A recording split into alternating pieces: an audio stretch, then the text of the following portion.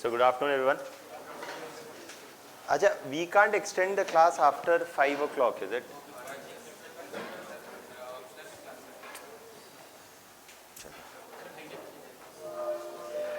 Okay. पहले कर सकते हैं थोड़ा. Okay.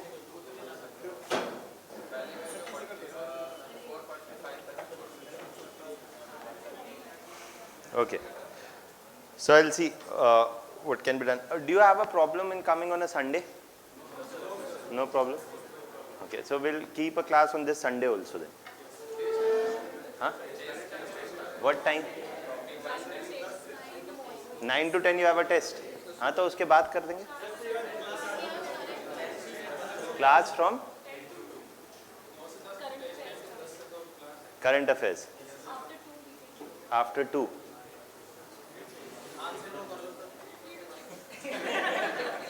No.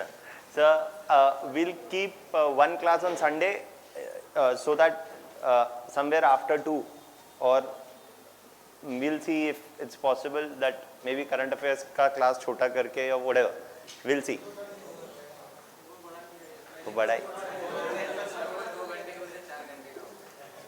So that I'll see what has to be done.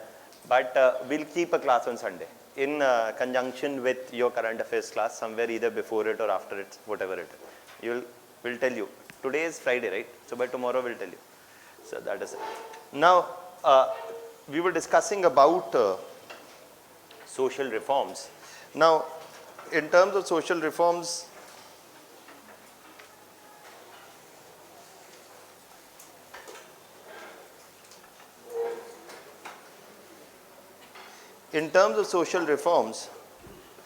we had talked broadly about the Brahmo Samaj, and we had also talked about the Sayyid Ahmad Khan, we had talked about Parsis, we had talked about Young Bengal movement, right? So all that we had talked about yesterday were predominantly some of those who were what we today call as the reformists, okay, who basically had some things in common, okay, and these are what we know as the reformist group.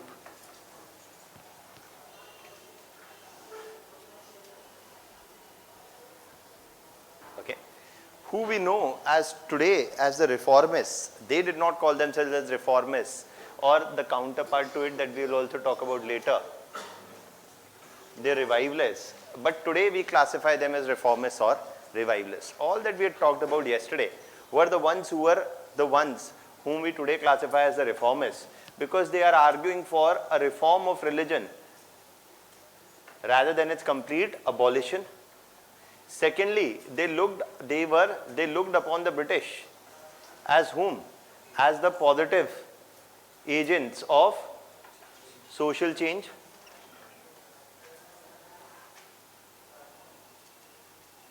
They looked upon the British as the positive agents of social change, and see that apart from these two things, they were the ones who were predominantly inspired by Western scientific, political and social developments, right? And they also had another thing in common, that in many a number of cases they had a top-down legislative approach. They had a top-down legislative approach to bring about social change, right? These were some of the common things about most of the organizations that we had talked about. They had relied upon the British, and they had also partly relied upon legislative changes. So these are some of the major similarities between all those who formed a part of the group. Okay. Now next we are talking about a few other organizations that basically were partly different in their approach. The first of them that we talk about is the Arya Samaj.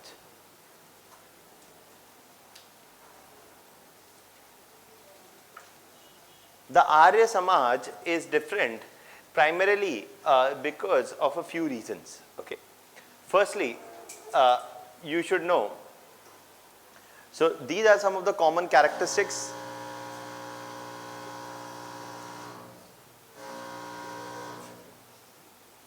So these are some of the common characteristics of the reformists that we have already discussed. Now the Arya Samaj did not share many of these characteristics, though they did share some of them but not all of them. Okay?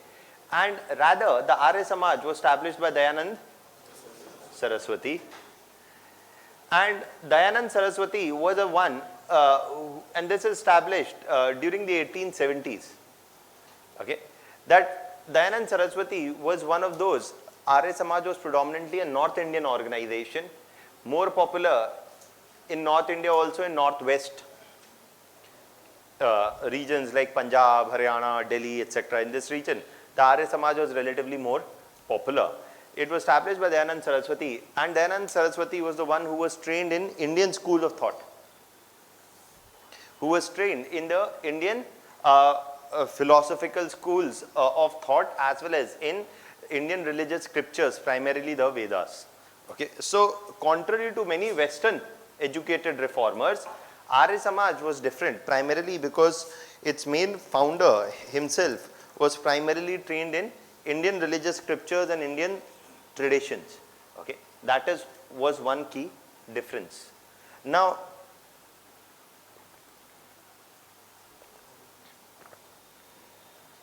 this resulted in the situation that Dayanand Saraswati argued that rationality and reason are not an exclusive preserve of whom? Of the West. Are not an exclusive preserve, are not exclusive to the West. Rather, rationality and reason can be found in Indian schools of thought also, Indian philosophical schools also, and including some of the major texts of Hindu religious thought also, that is primarily what he called as the Vedas. He argued that Vedas themselves were a source of rationality and reason was not coming for the first time to Indian thinking or Indian school of thought from the West. Rather, it can be traced to Indian society itself, primarily to the Vedas.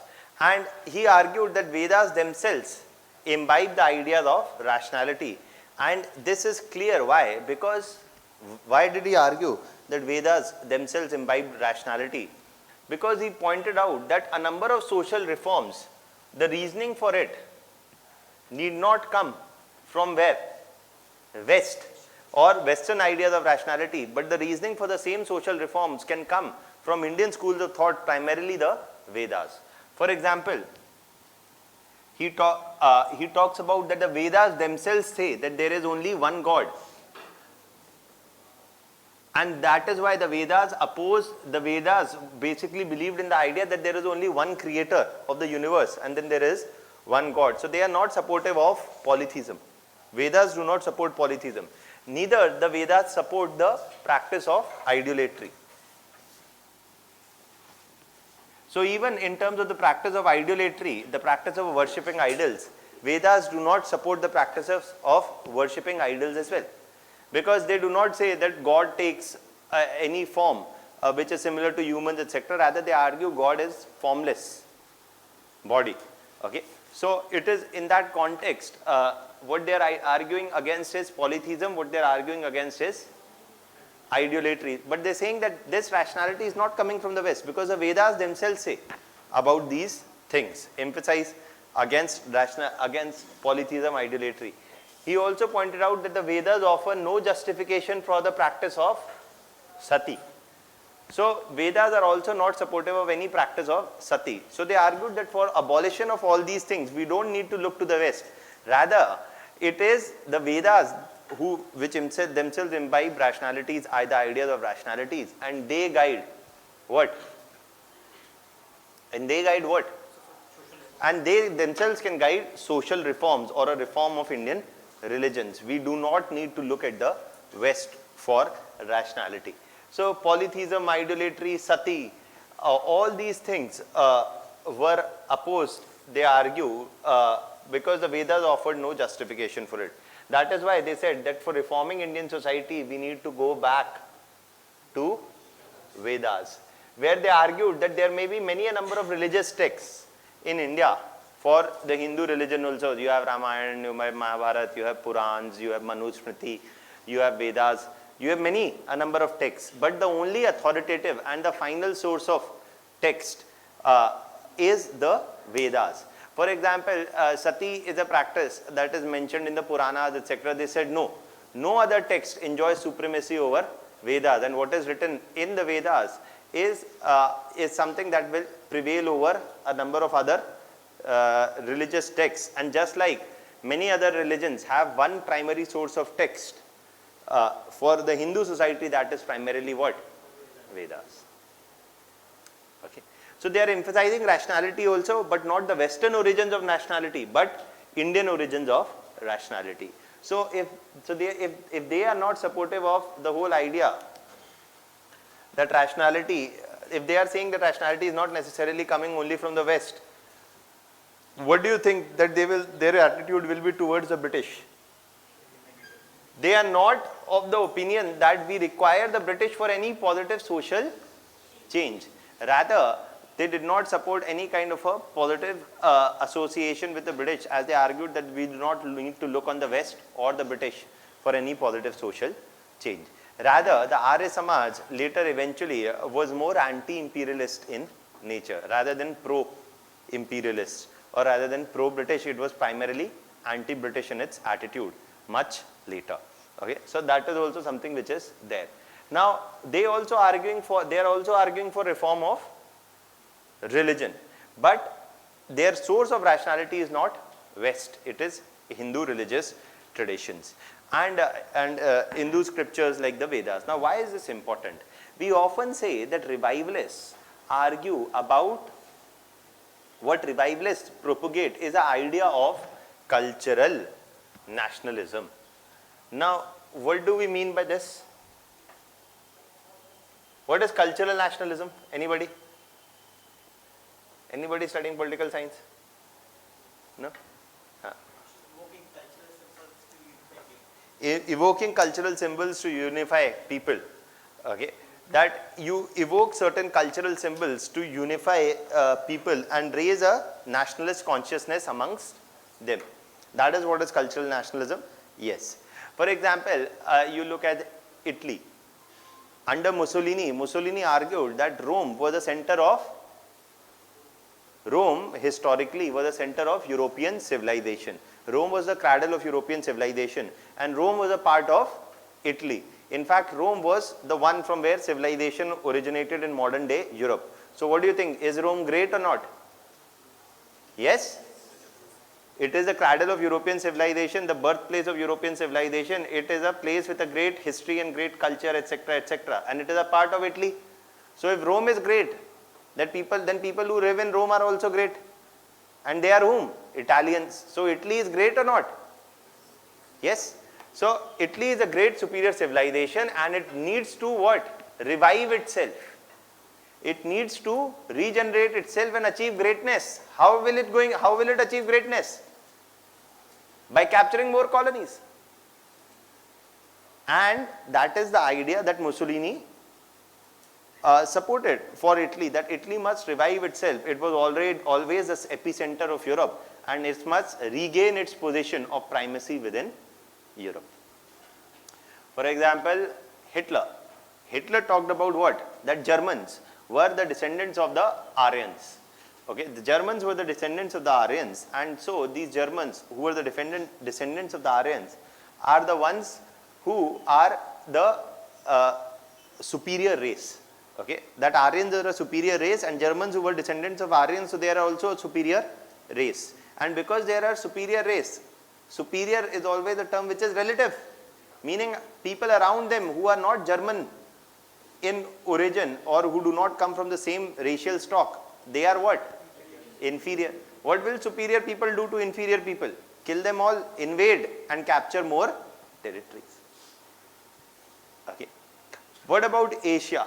Japan. Japan was one of the first Asian countries to undergo industrial revolution, to undergo industrialization. Japan was one of the few Asian countries which never underwent a colonization. It never became somebody's colony also. So in that context, Japan was also the one which was one of the first Asian countries to move towards what? Industrialization. And also Japan argued that why were we never colonized?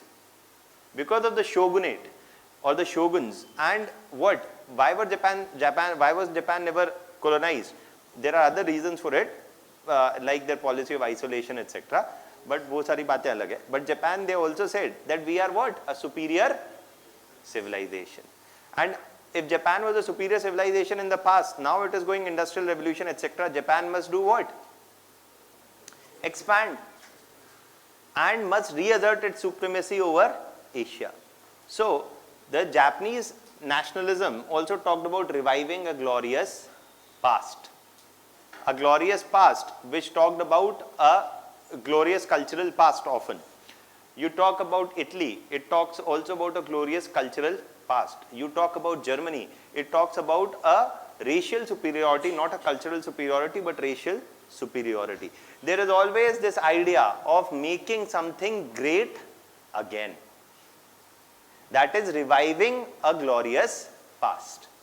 A past, and that is the same thing which applies to the revivalists in India, where the revivalists are saying that, and Hindu revivalists are there and Muslim revivalists are also there. Revivalists in general are saying that India used to have a what? Glorious past.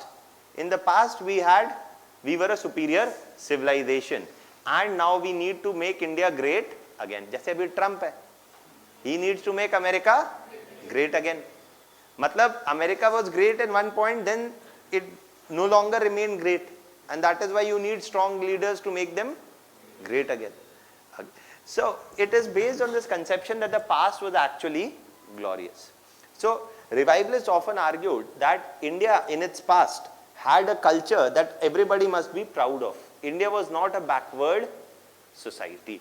Okay, and what is needed is to reform Indian society so that India can become great again. That is what cultural revivalists are talking about, a revival of the glorious past of India.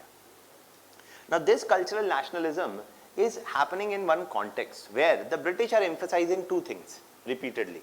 British are emphasizing two things repeatedly. One is that Britain is a superior race.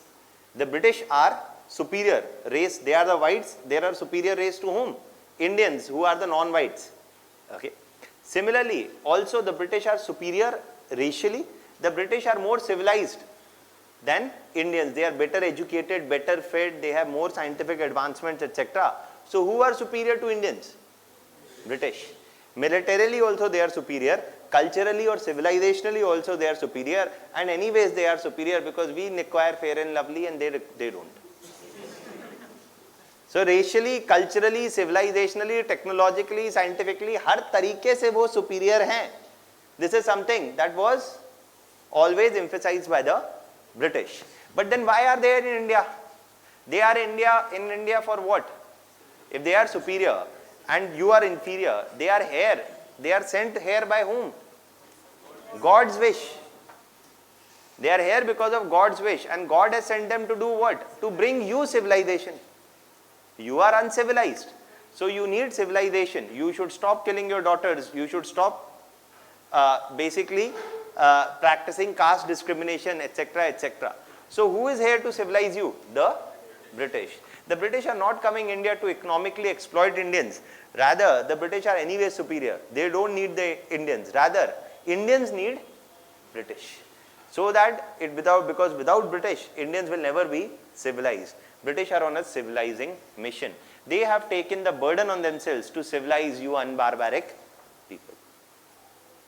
That is what was the idea propagated by the British. And in that point of view, reformists looked upon the British as positive agents of social change.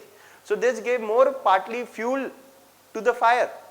This partly gave more fuel to the British assertion that they are superior. Okay?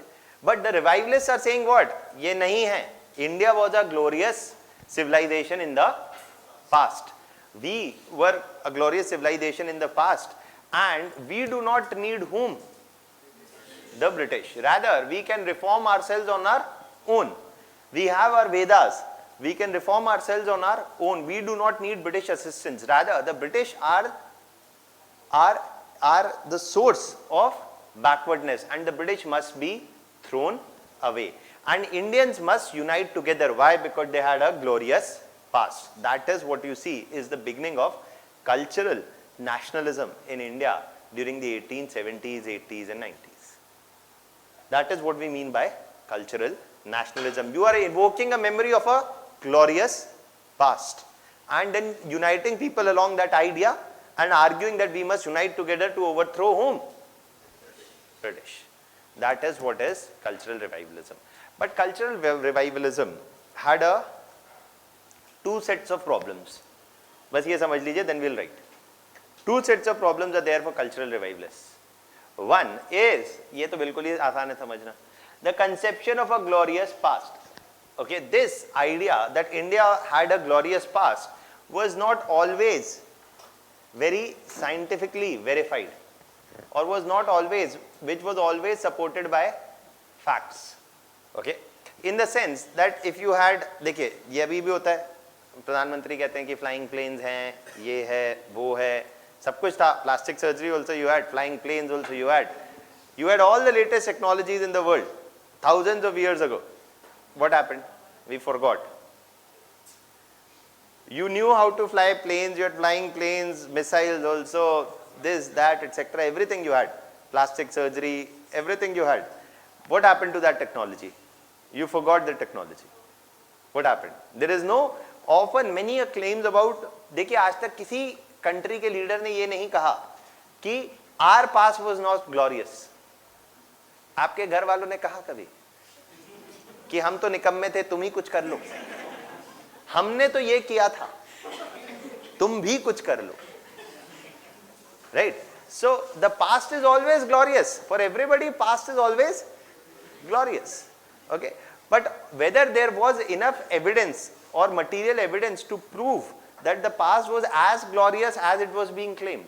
Yes, in ancient India, there were elements of scientific advancements in basic mathematics and science, such as the invention of the zero or the decimal system and many such things. But does that mean that India had too glorious a past, or what exactly do we mean by a glorious past? It's something that was never clarified. So many a number of claims made by revivalists did not have too strong material evidence or scientific basis also at times. That was one problem. The other thing was that which part of the past was glorious? The Hindu revivalists argued that ancient India was a glorious period. Okay, because ancient India was a glorious period because yes, you had people like Sushruta who showed advances in basic medical sciences also, or you had Aryabhat, etc., you know, decimal system, zero, whatever, right? So you had certain scientific advances in ancient India, and many a number of revivalists argued कि ये Harappan civilization भी हमारी ही है. Okay, but that is not a claim which is very strongly verified or anything. But nonetheless, there were these claims that ancient India was a glorious past. This was often a claim made by the Hindu revivalists. But just like there were Hindu revivalists, there were Muslim revivalists also. And Muslim revivalists argued that India was a glorious civilization when, during the medieval period, and also in the medieval period, primarily during the period of Mughal rule. That in the Mughal rule, India almost had 1/3 of the total share of world's trade. That is true. India almost had 1/3 of the share of the world's total trade. It was one of the biggest traders in the world. So India had a glorious past then. Muslim revivalists would argue, look around yourself in Delhi. All the major monuments, structures, etc. have been created by whom? Mughals or others like before the Mughals, like the Lodi dynasty, etc. So this also reflected what? The flourishing in India of trade, of economy, of everything, etc. So medieval India, they argue, is a glorious period. So Muslim revivalists argued that medieval India was glorious. Hindu revivalists argued that ancient India was glorious. But both had a consensus that the past was glorious. Okay. And this past needs to be revived. They are anti-imperialist in their approach. They say that the British must be overthrown. Once we overthrow the British, we can bring reforms on our own. We do not need the West or the British for bringing about any social reform. Forget British, they say that we do not even need rationality that is coming only from the West. Rather, rationality can be found within Indian society also. Okay. That is what revivalists are arguing. One of the primary ones of them were who? Arya Samaj. And they are who? The cultural. Yes or no? So this is one broad thing about the Arya Samaj that you must know. Now later, in the name of Dayanand Saraswati, you see that the DAV schools are established and a few other things that we'll talk about. Firstly, you can write this. Reformist के 4 characteristics we have already discussed. If you want to write, you can write on your own. You want me to dictate? This clear, right? Now we are writing from Arya Samaj onwards. You can firstly write, give the heading Arya Samaj.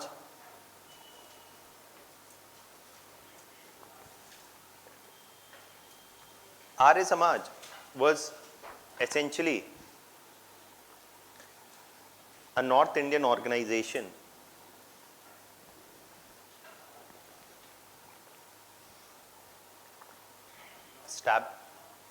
was essentially a North Indian organization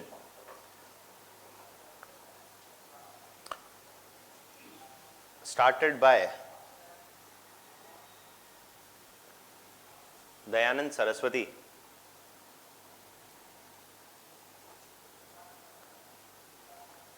during the 1870s.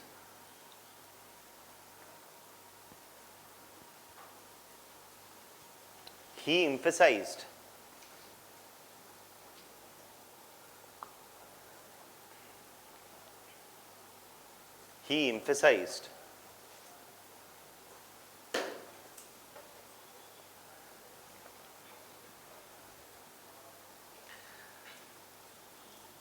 that Indian religious texts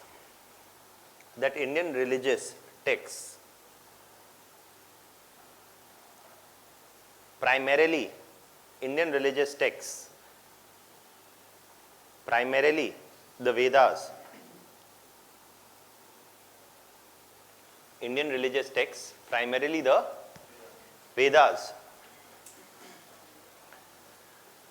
were a source of rationality,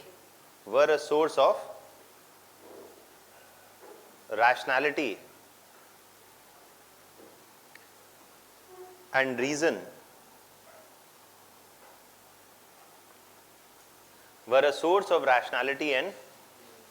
reason,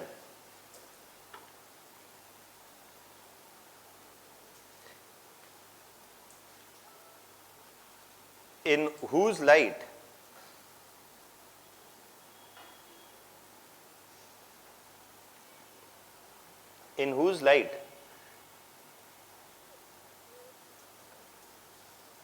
Hindu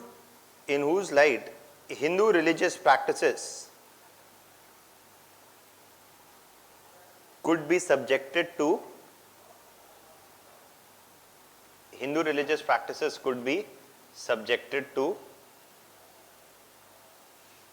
reform.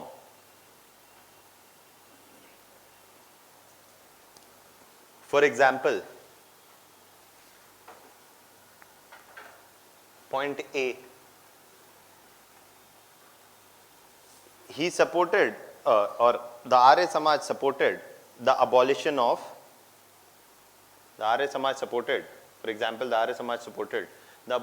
polytheism, idolatry, sati,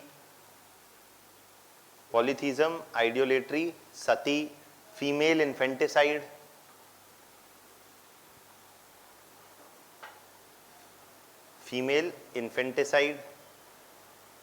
and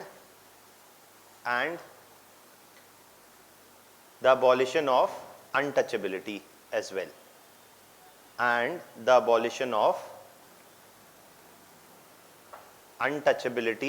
as well.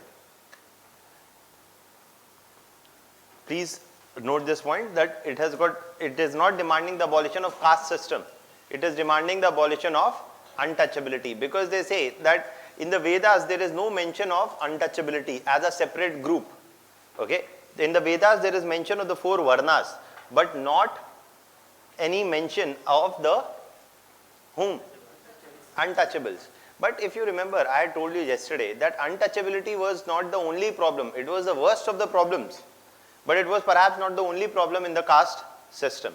What was also the problem with the caste system was that you will always remain a chemical engineering student in the caste system. So in that context, the caste system, कभी नहीं भूलेंगे जीवन में कि caste system का essential problem है कि आप computer science में नहीं जा सकते. That is that the caste system is hereditary, rigid and fixed. Okay, and so basically for this the response of the Arya Samaj was that no, according to the Vedas the caste system can exist, but it must not be hereditary, rigid or fixed.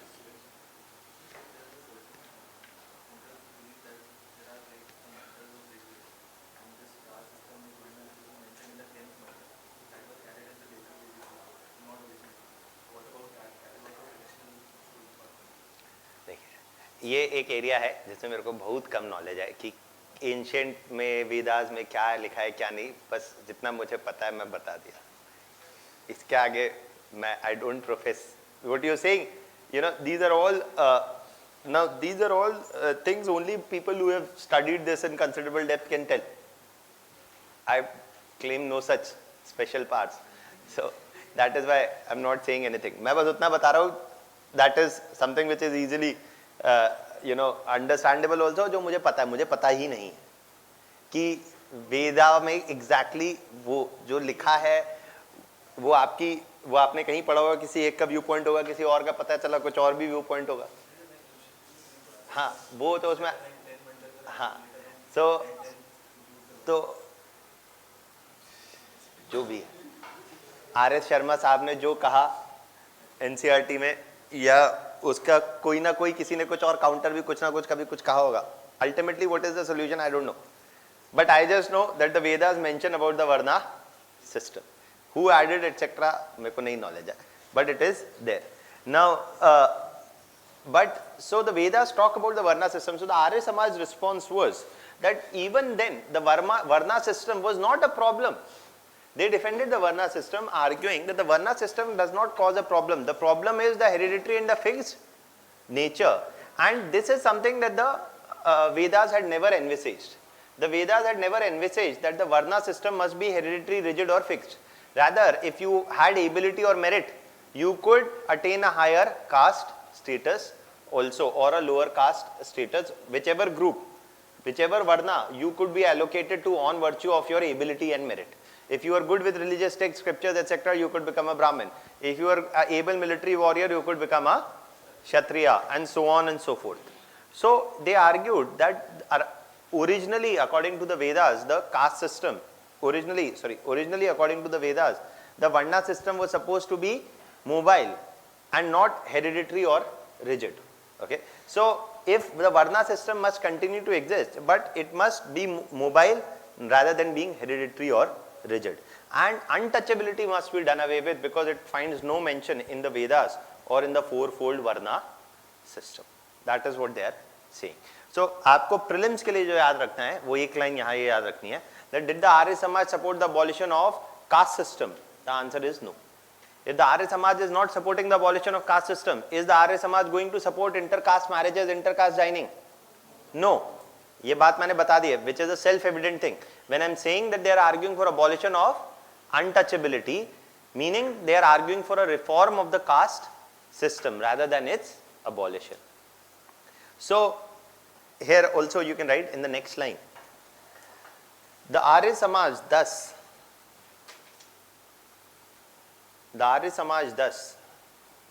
argued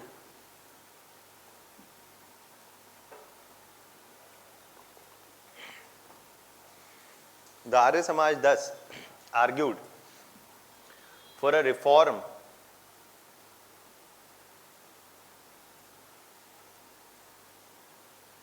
of caste system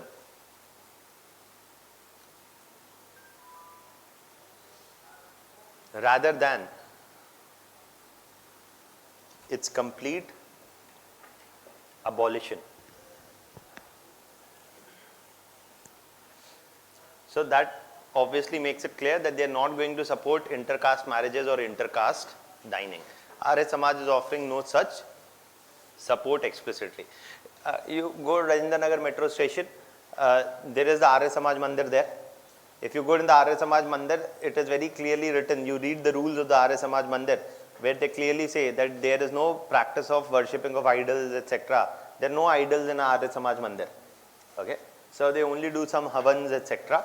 but not anything in terms of worshipping many idols or many gods, etc. They do not believe in all those ideas. So this is what was propagated by the Arya Samaj. Now, in the next line you write, the Arya Samaj eventually established the Arya Samaj eventually established the DAV or the Dayanand Anglo Vedic schools, bringing together elements of Western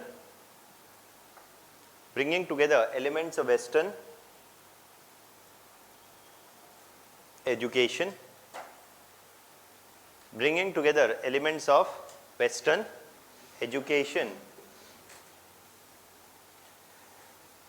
by imbibing them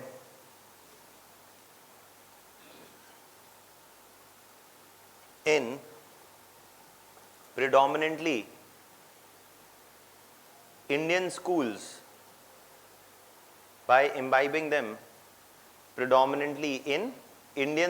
of thoughts and traditions. And Indian schools में, by imbibing them predominantly in Indian schools of thought and tradition. Predominantly they are talking about the Vedic schools of thought. Okay. So that is what, and this is also happening from the 1880s and 90s onwards, the DAV schools are started. Now, in the next line you write, the Arya Samaj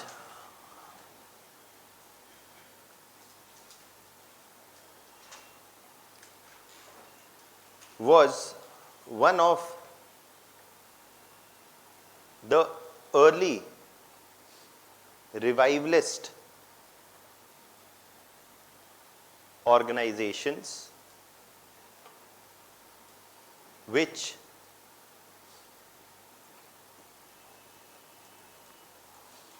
supported the emergence of cultural nationalism as point number A. Now iske andar we'll write 2-3 points, okay, which will be certain common characteristics of whom? Revivalists. As point number A, they envisioned as they envisioned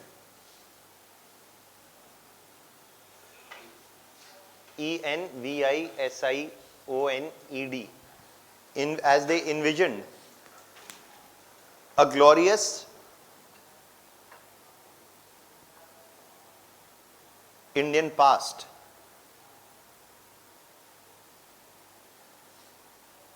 which needed to be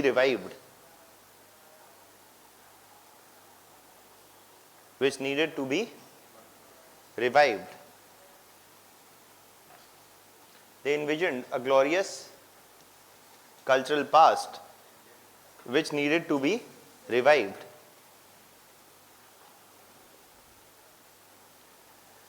B,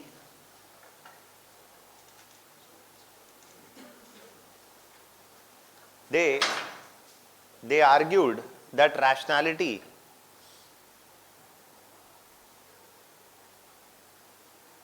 was not an exclusive preserve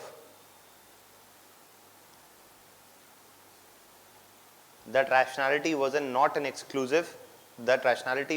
exclusive preserve of the West.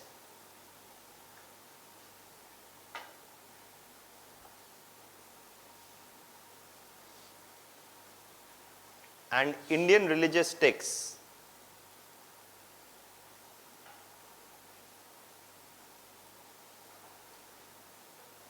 primarily the Vedas, Indian religious texts, primarily the Indian religious texts, comma, primarily the Vedas,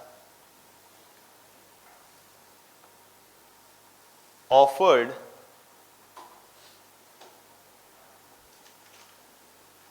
a important source of rational thought. Offered an important source of rational thought. Point number C. They did not view the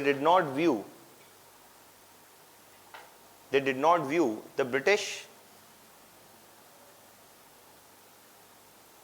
as positive agents of social change. They did not view British as positive agents of social change, and rather argued for their what? And rather argued for their overthrow.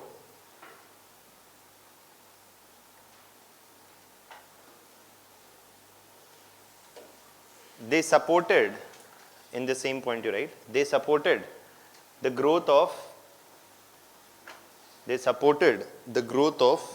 anti-imperialism. They supported the growth of anti-imperialism and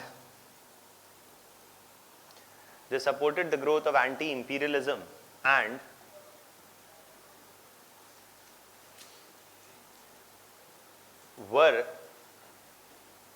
the early nationalists in this regard.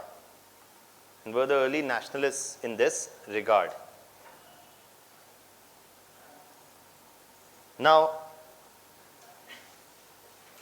I'll give you more examples also of this. Now, apart from this, the Arya Samaj, we've discussed all of this. So, apart from this, in the Arya Samaj, later during the 1890s, rather than, right now they're picking up all the issues related to women, caste groups, religion, etc. You see they are reaching more or less the same conclusions that who has reached? The Brahmo Samaj, but from a different source of rationality. And that difference is crucial. एक हम एक joke मारा करते थे that if you have seen the documentary after the floods or before the floods, which is that? I am not remembering its name. Before or after, I don't know. But the floods. It is narrated by DiCaprio. It is a documentary. Okay, and it's a very good documentary about climate change, etc. So the joke used to be that in this movie, DiCaprio is arguing that US must give up beef. US must give up beef, and even if half of the US population gives up beef and moves from beef to chicken, it will reduce CO2 emissions very significantly. Why? Because the higher in the food chain is the organism, the more, it's basically that 10% rule. आपने पढ़ा है energy pyramid में. So the more higher up in the energy pyramid you eat somebody, that is a more inefficient source of energy. आप पेड़ खाएंगे तो उसका CO2, आपका CO2 emission कम है. अगर आप चिकन खाएंगे तो ज़्यादा है, आप बीफ खाएंगे और ज़्यादा है. Okay, the higher up you go etc. That is how the food chain operates, right? 10% is only transferred to the next level, right? A large amount of it is dissipated, right? So that is the logic. So that is the logic behind arguing, why many are arguing that the Western world needs to change its meat consumption lifestyles also, and move partly away from certain categories of meat to other categories of meat, or lab grown meat, this, etc. A lot of things the West is looking at. हमारे वाले भी कहते हैं that we should give up beef, right, etc. So both are arguing for the same thing. Logic क्या है? One has a more religious logic, or that this may be offensive, etc. Other is arguing from the viewpoint of climate change. So I'm just saying that what demand you make is one thing, but what is the rationale driving the demand is also something that goes into consideration as to determine what is your view. So somebody में से हमने तो पहले ही बताया था, आप नहीं माने, अभी वो अंग्रेज बोल रहे तो आप सुनने के लिए तैयार है. But they are arguing, their point of argument is climate change, it's got nothing to do with culture, religion, etc. etc. So that is there. Now चलिए, लेकिन ये मूवी मैंने इसलिए बताई कि आप देख लीजिएगा, it's a good one, it's a good documentary. देखिए अभी आप यूपीएससी में है तो मूवी डॉक्यूमेंट्री ऐसी देखा करिए जो can do value addition for your preparation also. Okay, now yeah yeah, the Arya Samaj in terms of are broadly supportive of almost all the things that has been supported by Brahmo Samaj also, but except on the fact that some of the issues related to in the light of some of the things related to inheritance rights of women, on these issues they were also silent. Okay, they did not openly advocate support for women inheritance rights in property, etc. That is there, but largely they are making the same demands. Widow remarriage. In terms of widow remarriage, I'm not exactly aware whether they are supportive of widow remarriage or not. I'll probably look into it, but to the large extent that they are also arguing for reform, they probably, or I'm not very sure, I'll have to probably look into, I'll let you know. I'll look into abolition of sati.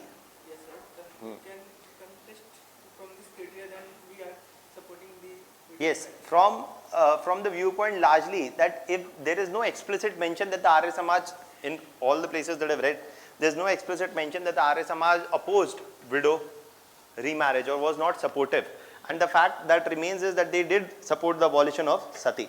So, but then कोई ज़रूरी भी नहीं है कि everybody who supports the abolition of sati supports widow remarriage. अभी क्योंकि फिर ऐसे महिलाओं की फिर से शादी कैसे हो सकती है?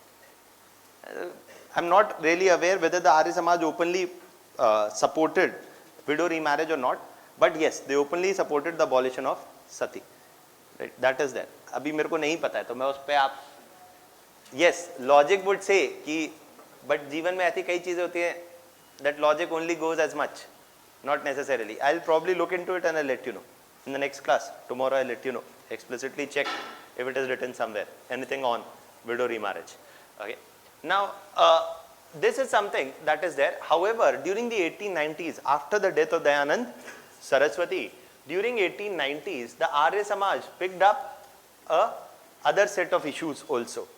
Apart from these issues, during the 1890s, the Arya Samaj picked up a few other issues also, and they formed what was called as the Gau Sangrakshini Sabhas, or the cow protection societies. Okay, where they basically argued that cow is a holy animal for the, but if you go for example and read, and this is pretty sure I am, though I have not read, that many a number of Vedas etc. have Rig Veda etc. and a number of other Indian religious texts have time and again argued that the upper caste also did consume beef at certain points of time in history, and it was considered a royal practice. Okay, that only the upper caste could have beef. अभी क्या है ये नहीं पता मेरे को, क्यों था क्या था नहीं मेरे को पता, but they argued that cow is one of the religious animals and one of those which is considered sacred by Hindus, and to that extent this is something that that other groups must also refrain from, and the other groups are also partly whom? Muslims. Okay, that Muslims must also refrain, upper caste anyways do not support beef eating etc. There's another book जो मैंने कभी खरीदी लेकिन पढ़ी नहीं, but the excerpt of the book clearly mentions the myth of the holy cow by D.N. Jha,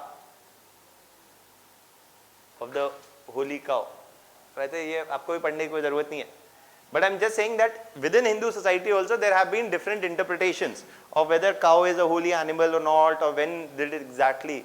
People have tried to trace its origin, but nonetheless during the 1890s the Arya Samaj argued that this was a holy animal and Hindus and even other groups must refrain from killing cow, and for their protection they formed the cow protection societies.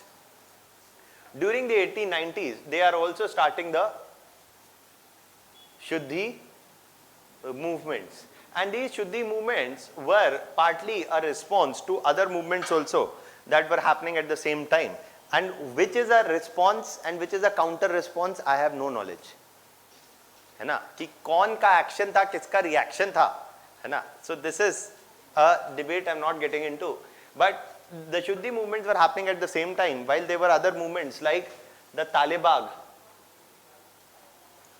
and the Tanzim movements. The Talibag and the Tanzim movements. And the Talibag and the Tanzim movement and Shuddhi movements are saying what? Religious reconversion. Those have moved away to other religions. They must come back to their respective religions. So Hindus, those who have converted to other religions, must come back to Hinduism. Hindu, and anyways, according to this view of the Arya Samaj, there is no religious conversions that they are doing. Rather, they are doing reconversions. They are saying that all of those who were here were Hindus. It is only those who have migrated to other religions must come back. So they are not doing conversion, they are only doing ghar wapsi. So that is what is there. So religious reconversions, that is what the Shuddhi movements was there. That to those Hindus who had moved to other religions, they must come back to Hinduism. Similarly, the Talibag and Tanzim movement said that those Muslims who were there, who had drifted to other religions, must come back to what? Islam. Okay. So these were religious reconversion movements, and the Arya Samaj was also involved through the Shuddhi movements in these religious reconversion movements. They had also formed the cow protection organizations. Now, these were also what? Distinctively religious activities. And this shows what? That during the 1890s, what do you think? During the 1890s, there would be religious tension or not? Yes. It is not that only the British are responsible. This is also one of the mentalities of many today, where you blame everything on the British. Did the British introduce the practice of sati? Or it is not that before the British, Indians always lived in too much religious harmony. Okay. So there were religious differences between different religious communities in India also. Yes, the British fueled them further and used them to divide Indians along religious lines also. But that does not mean that before British, there were no major or there were no differences between different religious communities in India. And these kinds of tensions are visible during 1890s also. And this is visible where? In the Talibag Tanzim movements, the Shuddhi movements, the cow protection movements, etc. And why are these tensions there? Dekhiye, when you say that ancient India was glorious, why would some other community have a problem which does not see ancient India as glorious but sees medieval India as glorious? Because what do you want to revive? Glorious part of your past or not? That is what you want to revive. Dekhiye, aisa samjhata hu. Abhi what I am telling you is important. Okay? What I am telling you now, I am not going to dictate. But I am telling you primarily because, again, it will help you develop a broader outlook about nationalism also. Okay, that when you say, ये आपने political science में कहीं ना कहीं सुना होगा multiculturalism, है ना, कि तो दो शब्द उस पे, है ना. So Basically, what you see, the problem with cultural nationalism, when we say nationalism, we can say that there can be two types of nationalism. Secular nationalism. This nationalism basically is saying that we all are together. Why? क्योंकि हम सबको कौन लूट रहा है? British are imposing high burden of taxes. British are destroying Indian industries. British are responsible for the economic crisis of Indians. So we must unite together and we will overthrow the British. A nationalism which is arguing that we all are a part of one community, which is relying on evoking a sense of nationalism amongst all of us, squarely based on what? Political and economic issues or economic demands. That is what is secular nationalism. But what is cultural nationalism? I can say कि जिस तरीके से राम ने रावण का वध किया था, just like Ram fought against injustice and threw away Ravan and ended his evil rule, we must throw away the evil rule of the British. What am I doing? I am evoking a certain cultural symbol of a particular religious community, and I am arguing that just like he fought against injustice, we should also fight against injustice. Okay? So what I am doing? Using cultural and religious symbols. But this is based on an assumption that firstly you all believe in Ram. तो आज के time कर लेना चाहिए. Secondly, you all believe in Ram firstly, and you all see him as an individual who did right by taking on Ravan. Or you may evoke other symbols also. Now the problem with this kind of an assertion is that in a multi-religious society, in a multicultural society, for example, you may have different religions and different cultures. Which symbol do you want to invoke? Suppose, for example, if say ancient India we say is a glorious past. हाँ, आपने भी बोला ancient India is glorious, मैंने भी बोला ancient India is glorious. You know why ancient India was glorious? Because we had such ancient languages like Sanskrit, etc., which were very scientific languages, and these could muster in large amount of information in few words. Okay, so yeah, so I say, okay, that is why ancient India is glorious. No, ancient India is glorious because Tamil is a great language, has existed for thousands of years, and was a language shared across many regions and territories. And that is why, yes, ancient India is glorious because Tamil is a great language. तो आप बोलेंगे sir problem क्या है तो ancient India glorious. If India is becoming great again, what will you say? That in a glorious India, which should be India's national language? Hindi. And I will say, which should be India's national language? Tamil. So, in a multicultural, in a multi-religious, in a multi-linguistic society, somebody from northeast may not find the idea of Ram taking actions against Ravan something very appealing or something that they would identify with. In a multicultural, a multi-religious and a multi-linguistic society, evoking nationalism by using cultural and religious symbols of any one community may not be a very great idea. Okay? So there is nothing wrong in cultural nationalism. The problem is that often in multicultural societies, such nationalism may be unsuitable or may sideline the culture, the religious or the linguistic identity of many groups. Okay, that is what is the problem. The problem is not cultural nationalism. The problem is when you are invoking a past, the conception of a glorious past. A tribal individual may say कि भाई, I think that just like Munda fought against the outsiders, we should also fight against the outsiders today. So he may evoke a part of his culture which others may not find much resonance with. So in a multicultural, religious and a linguistic society, invoking the religious and cultural identity of any one community may not find appeal amongst other communities. So that is why either cultural nationalism, when it is being invoked, it should take into account the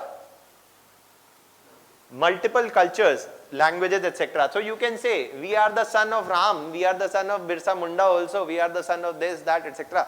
हर तरफ से एक एक को पकड़ लीजिए और बोलिए that just like all of them fought against injustice, we will also fight against injustice. Either you can do that, or you stay away from evoking religious and cultural symbols and ideas. Largely, you can base your nationalism on this issue. You can focus on Ambani, you can focus on Adani, you can focus on Rafael, not on Mandir kahan banega. So that is the, so that is more of secular nationalism, staying away from religious issues. I am not saying that one is better than the other.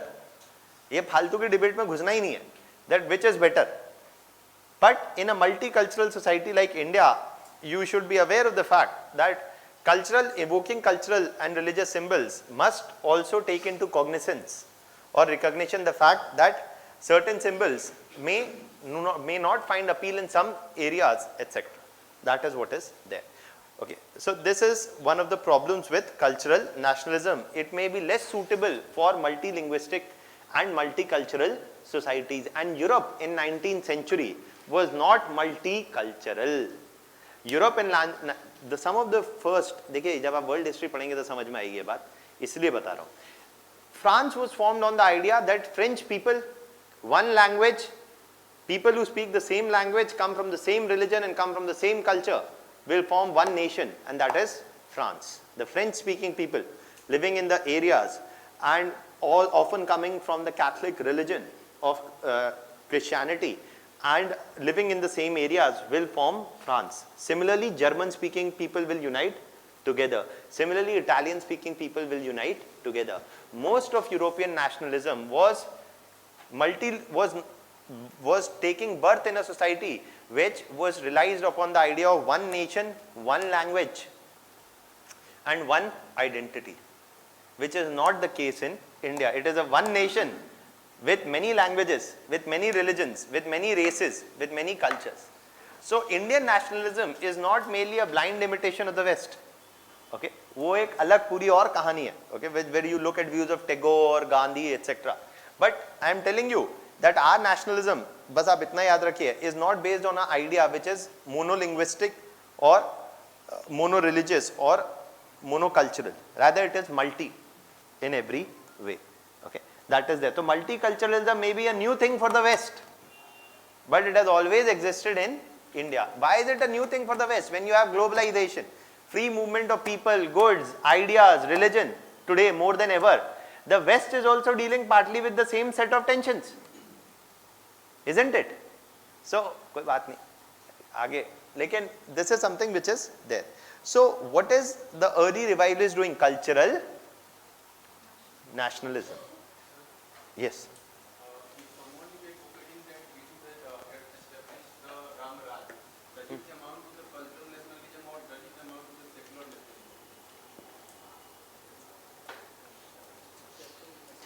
देखिए अभी for example Gandhi used to talk about Ram Rajya. Okay, so Gandhi is evoking religious symbols also. Okay, but and here itself let me just talk about one or more two things. It will partly answer your question also. For example, Tilak. Okay, Tilak during the 1890s, Tilak is using a number of Ganpati and Shivaji festivals. Tilak was using a number of Ganpati and Shivaji festivals. These were the festivals where people used to aggregate in large numbers as they were cultural or religious festivals. And he used these festivals to argue that we should overthrow whom? The British. So he argued, for example, that just like Shivaji overthrew the outsider, who was the outsider according to Shivaji was Aurangzeb. Okay, so just like Shivaji fought against Aurangzeb and established the Maratha rule, we should also overthrow the outsider. He is giving most of these speeches in and around Pune. Okay, so just like Shivaji fought against the outsider, we should also fight against the outsider.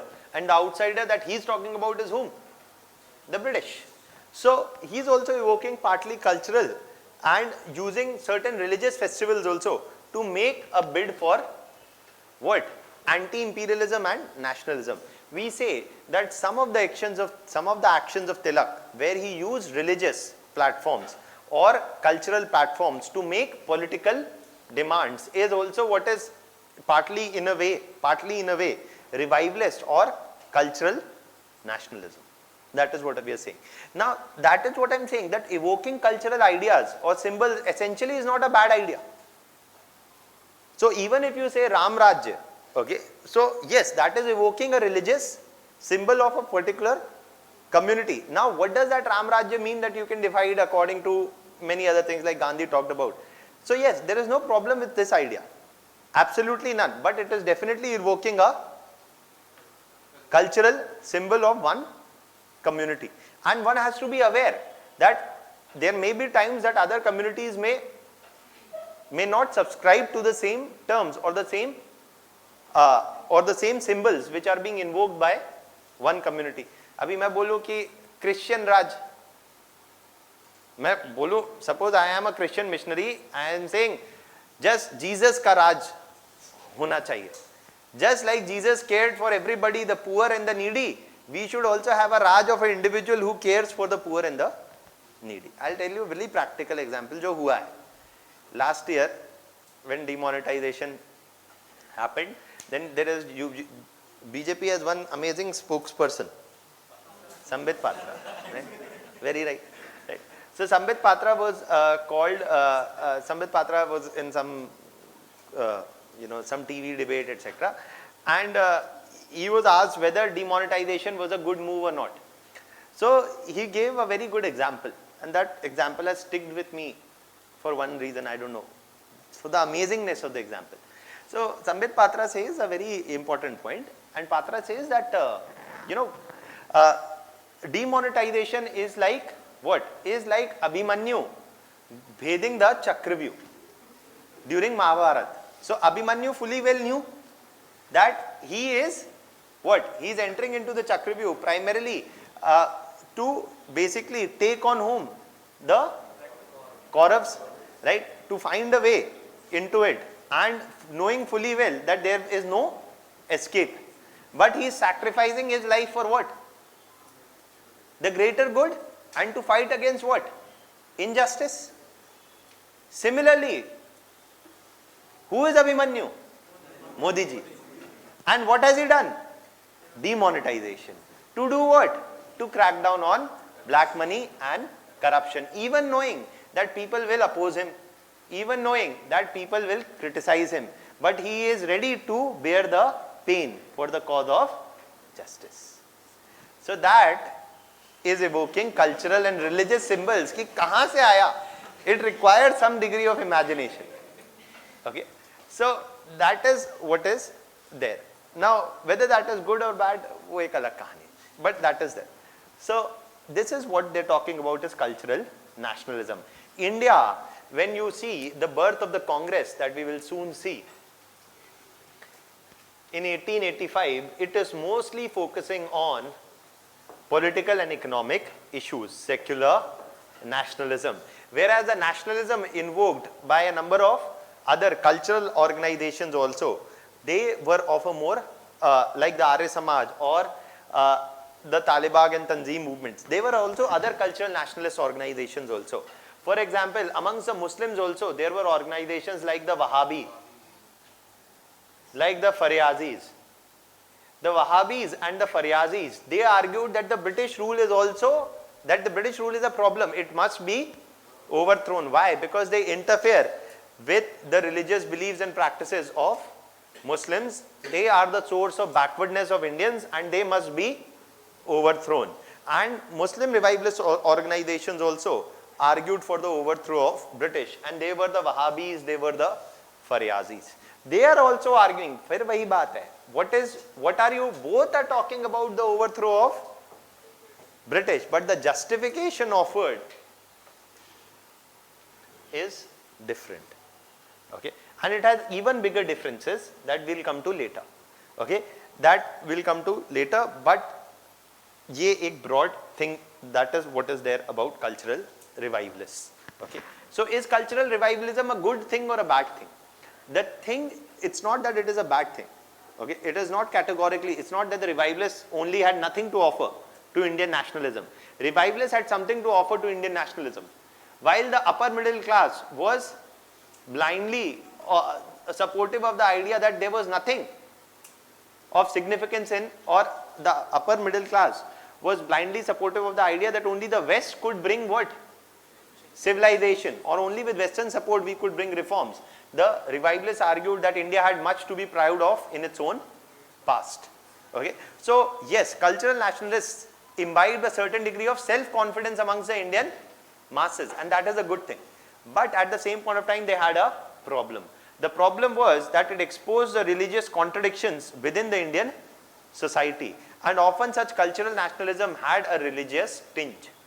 Okay, often such cultural nationalism had a religious tinge, which exposed the religious contradictions within the Indian society. Now, I am not saying that this is responsible for partition. है ना, अभी partition में मत जाइए, अभी बहुत दूर जाना है हमें partition के लिए, है ना? Also depend on the intention of the propagandists who want to convey their message. Yeah, in the modern times, the BJP culture nationalist view is different from what Mahatma Gandhi is said. नहीं, I am not saying that Gandhi is a cultural nationalist. अभी गांधी पे मत आइए, गांधी पे माएंगे.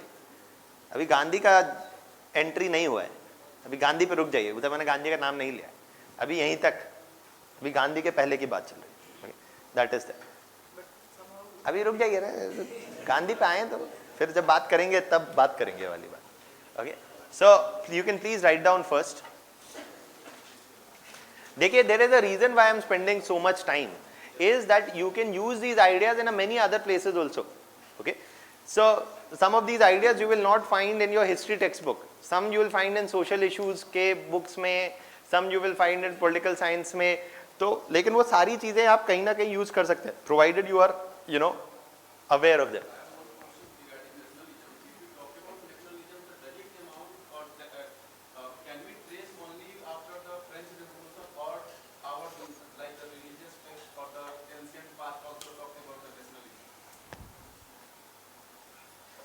Nationalism as a concept, we say, is coming what?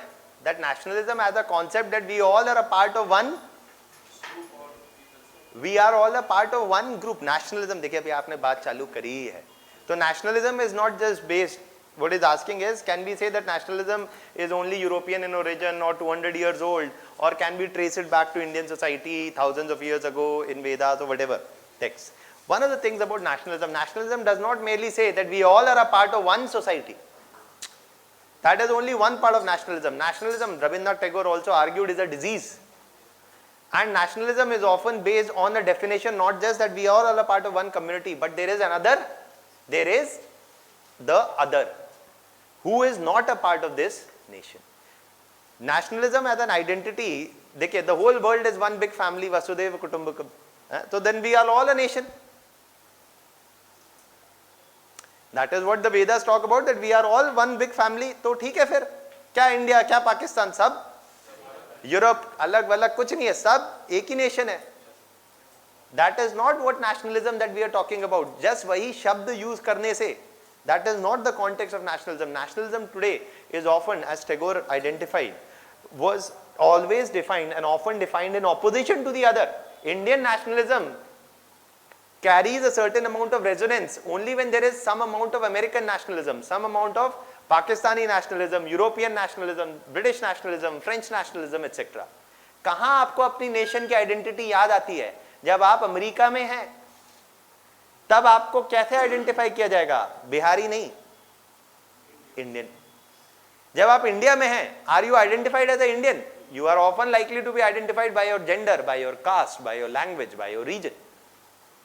So nationalism is one of the many identities, and this is a relatively new identity that we have come up with today, based on the idea that people who come from the same region, same territory, same language, etc., often are the part of one nation. And nationalism is always of a competing nature. One nationalism often exists in competition with the other. Okay, so that is why there is no such idea that that is why we say that Modern nationalism in the modern sense is only 2 centuries or so old, 250 years or so old. Do not take it back to the ancient history or anything of that sort. That is there. Okay. Anything else? You can first write down.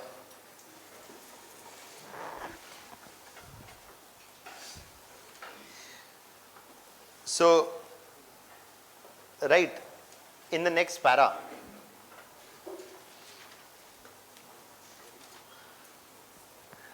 the Arya Samaj during the 1890s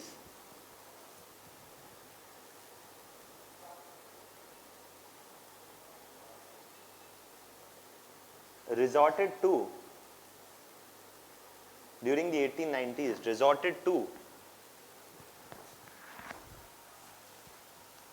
the Arya Samaj during the 1890s resorted to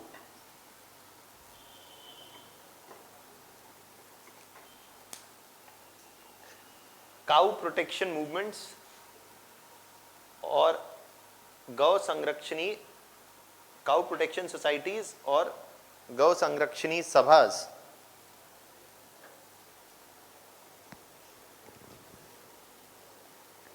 and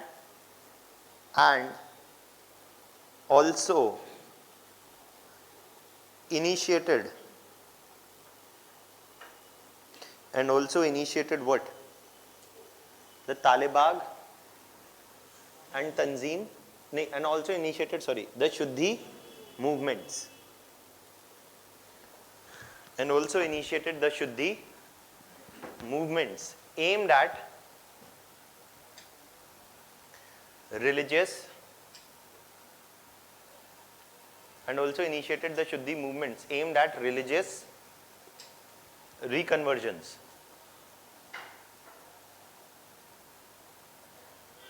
Aimed at religious reconversions.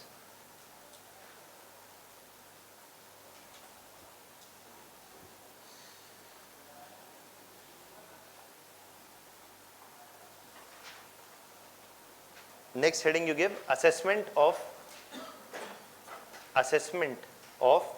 Arya Samaj. हमने ब्राह्मो समाज के बारे में बात की थी ऐसी, right? Assessment of the Brahmo समाज. Why am I writing this? Why are we writing it like this? क्योंकि they can give you a question like this: evaluate the role of 19th century social reformers. So 19th century social reformers, if they ask you to evaluate the role of, then you should broadly write about reformists and revivalists, okay, and argue about what has the role played by both of them, okay. So you can write an assessment of the Arya Samaj. The Arya Samaj evoked a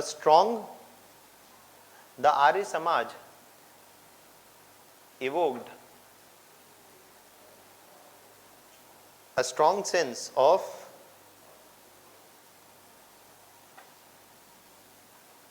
cultural nationalism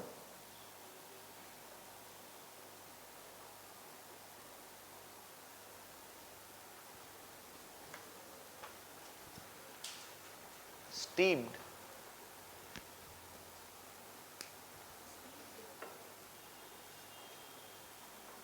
in the conception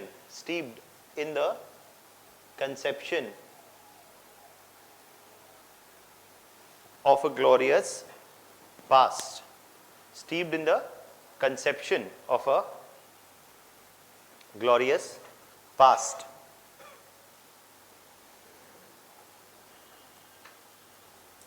However,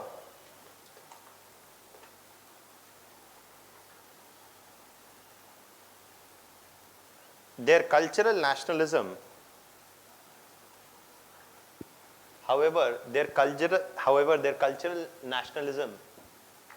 was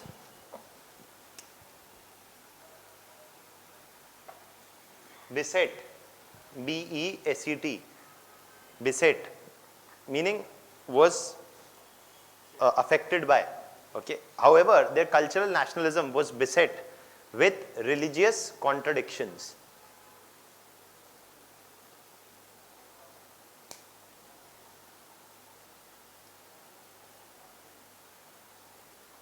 as Hindu revivalist organizations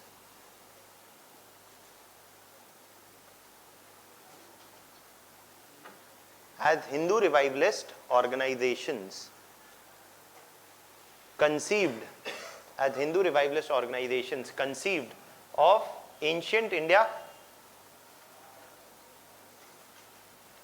as glorious,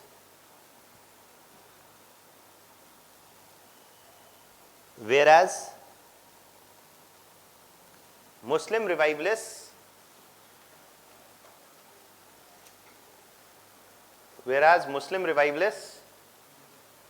conceived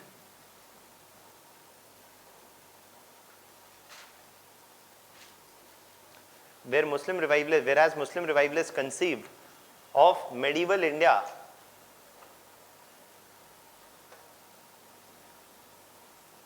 as a period of glorious rule. Conceived medieval India as a period of glorious rule. In the next para you write,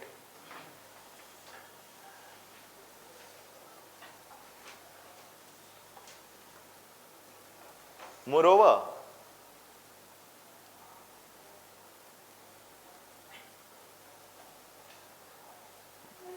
Muslim revivalist organizations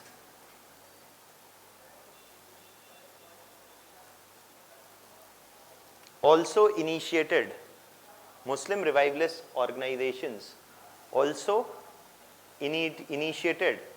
the Talibag and Tanzim movements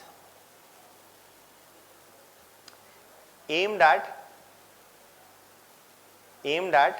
religious reconversions.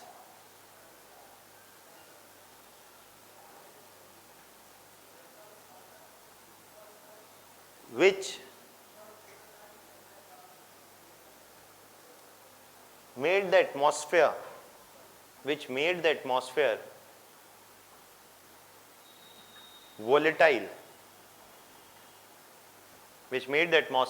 volatile during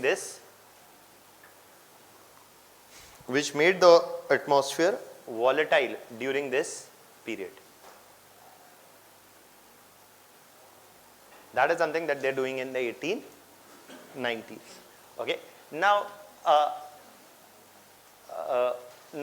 the next thing that we are talking about, this is all that you need to know about the Arya Samaj.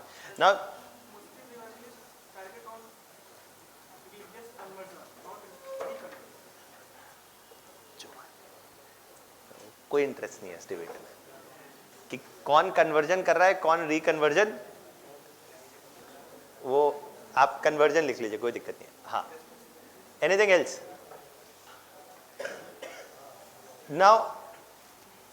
Now this is something that we've done about some of the major organizations till now. Okay. Now one thing that I've not told you about Tilak here also. Tilak ke बारे में everything you need to know. Okay.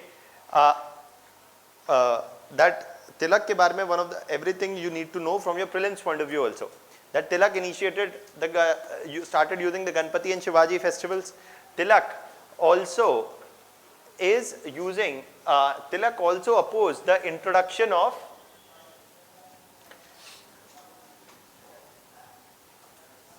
okay, you can write one more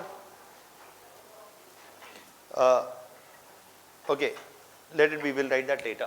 But one of the things also about Tilak that you must know, or you can write that separately in the corner, that Tilak opposed the introduction of the age of consent bill.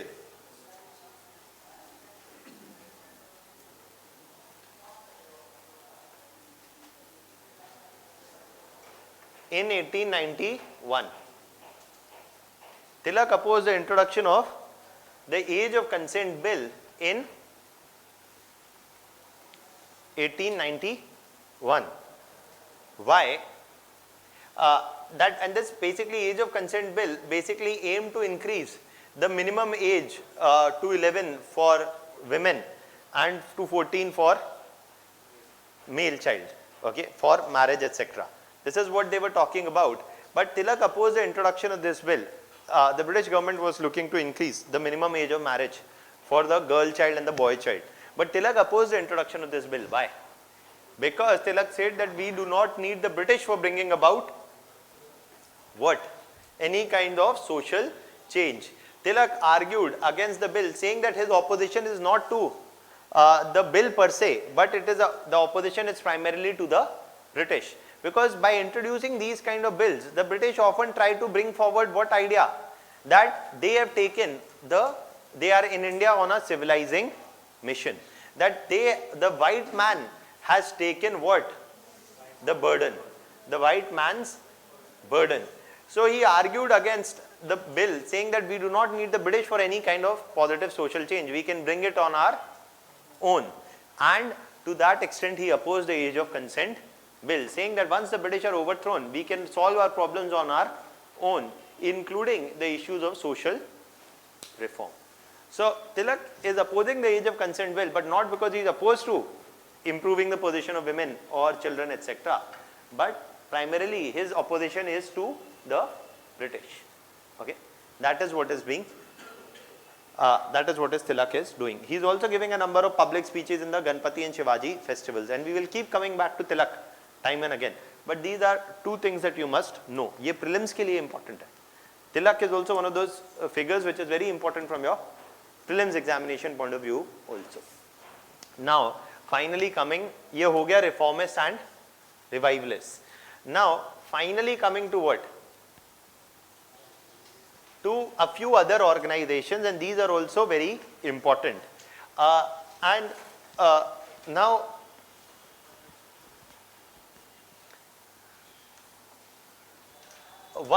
first one that I am talking about is whom?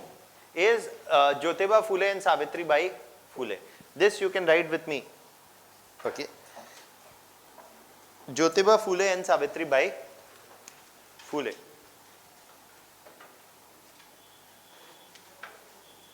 They established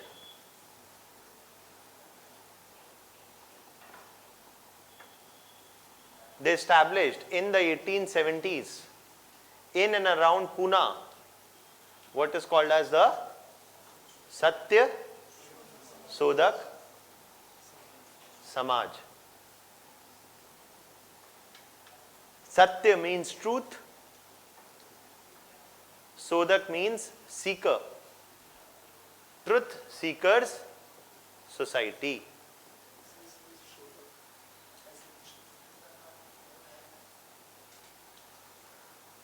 Satya Sodak also, both the things actually right, but the Truth Seekers Society. Okay. Now why is Jyotiba Phule and Savitribai Phule very important also? Primarily because they are partly different also. Okay. Firstly, Jyotiba Phule and Savitribai Phule, they came from the Mali or the gardener caste, and thus they were whom? No, Shudras, right? So they were the Shudras, okay? And he came from the Mali or the Shudra caste, and that is why first thing is different about them. They are one of the social reformers who are both whom? Agents as well as subjects of social change. देखिए ये मैंने आपको कल जाते जाते बात बताई थी बट लिखी नहीं थी कि in those who are arguing for social change and they are arguing for social change to improve the position of certain groups, leadership is coming from agents, and whose change or improving, talking about whose welfare they are talking about is the subjects. When leaders come from the same society, I told you what can happen. They can make more radical demands and they can show more urgency, understanding, sensitivity, all of that, right? So Jyotiba Phule and Savitribai Phule are coming from the same subject class about whose reform they are talking about. Many others like Brahmo Samaj, Arya Samaj were dominated by whom? Upper caste men of the Indian society. But this is something which is different about Jyotiba Phule and Savitribai Phule. They are both the agents as well as the subjects of social change. ये point important है. Okay, this point is pretty important because we will see that this is something which is visible here. Is that firstly Jyotiba Phule and Savitribai Phule, they argued for an abolition of caste system. They argued for the abolition of caste system, not its reform. I told you, more radical demands, more urgency. They are arguing for an abolition of caste system, not merely its reform. They are saying caste system cannot be reformed. Jyotiba Phule and Savitribai Phule are also important because they are an inspiration for many 20th century backward caste leaders, including Ambedkar. Ambedkar himself quoted Phule many a number of times. In fact, Phule is one of the earliest 19th century social reform movement, social reformer who came from the lower caste. So that is first thing. He is arguing for the abolition of caste system. So he is going to be a supporter or not?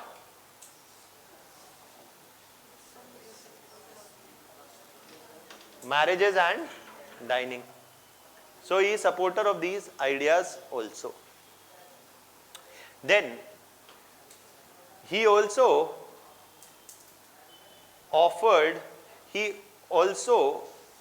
stated that the practice of untouchability is similar what? To the practice is similar to the practice of, it's similar to whose practice? It's similar to the practice of slavery. The practice of untouchability is similar to whose practice? The practice of slavery. Why is he saying so? He is saying so because he is looking at what is happening in the Western society. देखिए ये सारी बात कब की है? 1870s की. Okay? 1861 to 1865 there is something that's called the American Civil War in America around the issue of abolition of slavery. What he is saying is that what is slavery? Slavery is where the labor of whom? The slaves is exploited by whom? The slave owners. The slaves are not paid any salary. They are made to do work. They are made to do agriculture. Slaves से क्या कराया जाता था? Was agriculture, plantation work, etc. They would never own a land. They themselves were a property. They would get no wages. They would only get enough for their own survival, and they would do the labor which will be exploited by the white landowners. So slavery was what? A way of exploiting the labor of the black population. Okay? And the blacks had no political, social rights, etc. also. So he said, जैसी blacks की situation है वहाँ, वैसे ही situation है of the lower castes in India and primarily of the Dalits also, but also of the lower castes in general. That their labor is either less paid or not paid at all.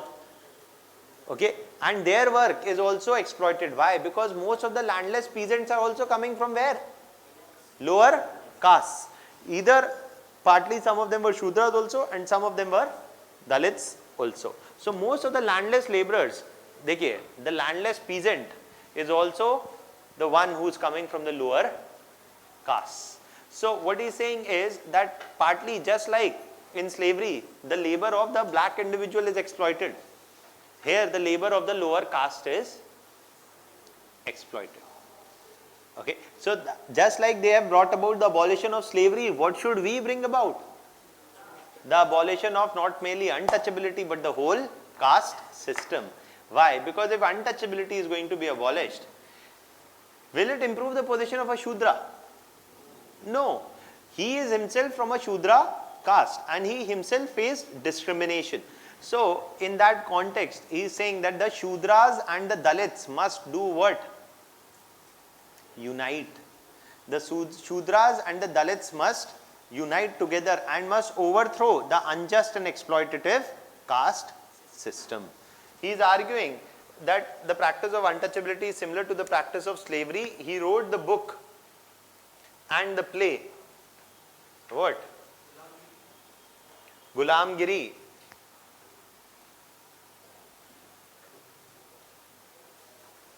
Gulam means what? Slave, right?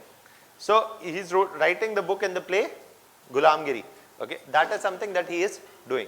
It does not stop here. And you've written this?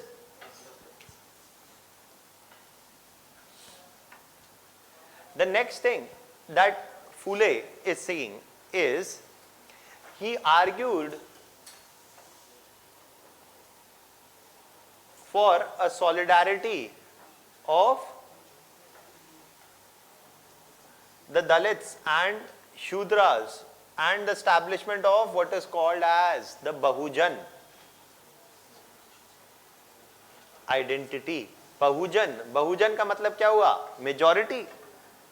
Bahujan meaning majority, right? The Bahujan identity, that is what he is talking about.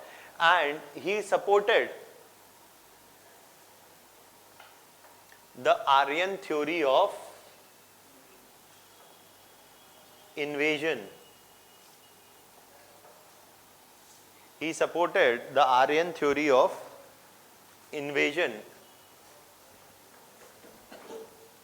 to explain. He supported the Aryan theory of invasion to explain the origin of caste.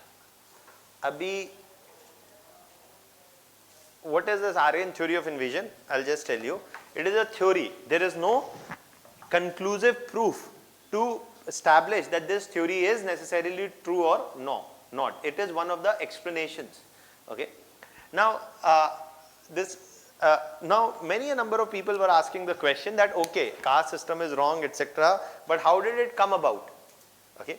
What explains? How do you explain the origin of the caste system? For this, now Aryan theory of invasion was not just given by Jyotiba Phule, etc., but was supported by different people at different points of time in other parts also. For example, during the 1920s, Periyar in Tamil Nadu is also supporting this Aryan theory of invasion. The Aryan theory of invasion basically says that who are the lower castes? The lower castes were the original inhabitants of this land. Okay, and who are the upper castes? The upper castes are the Aryans who have come from outside the region, who have come from outside this region, and they were the ones who militarily subdued the original inhabitants of the land, and after militarily defeating them, they took control of resources, land, etc., and established themselves as whom? Upper castes. And who became the lower caste? The ones who were defeated and who were the original inhabitants of the land. Now this is a theory. Okay. Whether this is true or not, there is not too much of direct evidence either ways to either refute the theory or either support the theory. But he basically supported this explanation. Why? Because that is how he is going to build what? An anti-caste consciousness. Okay. So they are supporting this theory, and in different, for example, in Tamil Nadu, in the Madras region, Periyar supported the Aryan theory, where he said that the original inhabitants of the lands were whom? The Dravidians. Okay, they were the original inhabitants of the lands. It is those who have come from outside the region are the ones who are the invaders, and these are the upper caste, Brahmins, etc., who impose their language, culture, etc. on us, and they must be thrown away. So,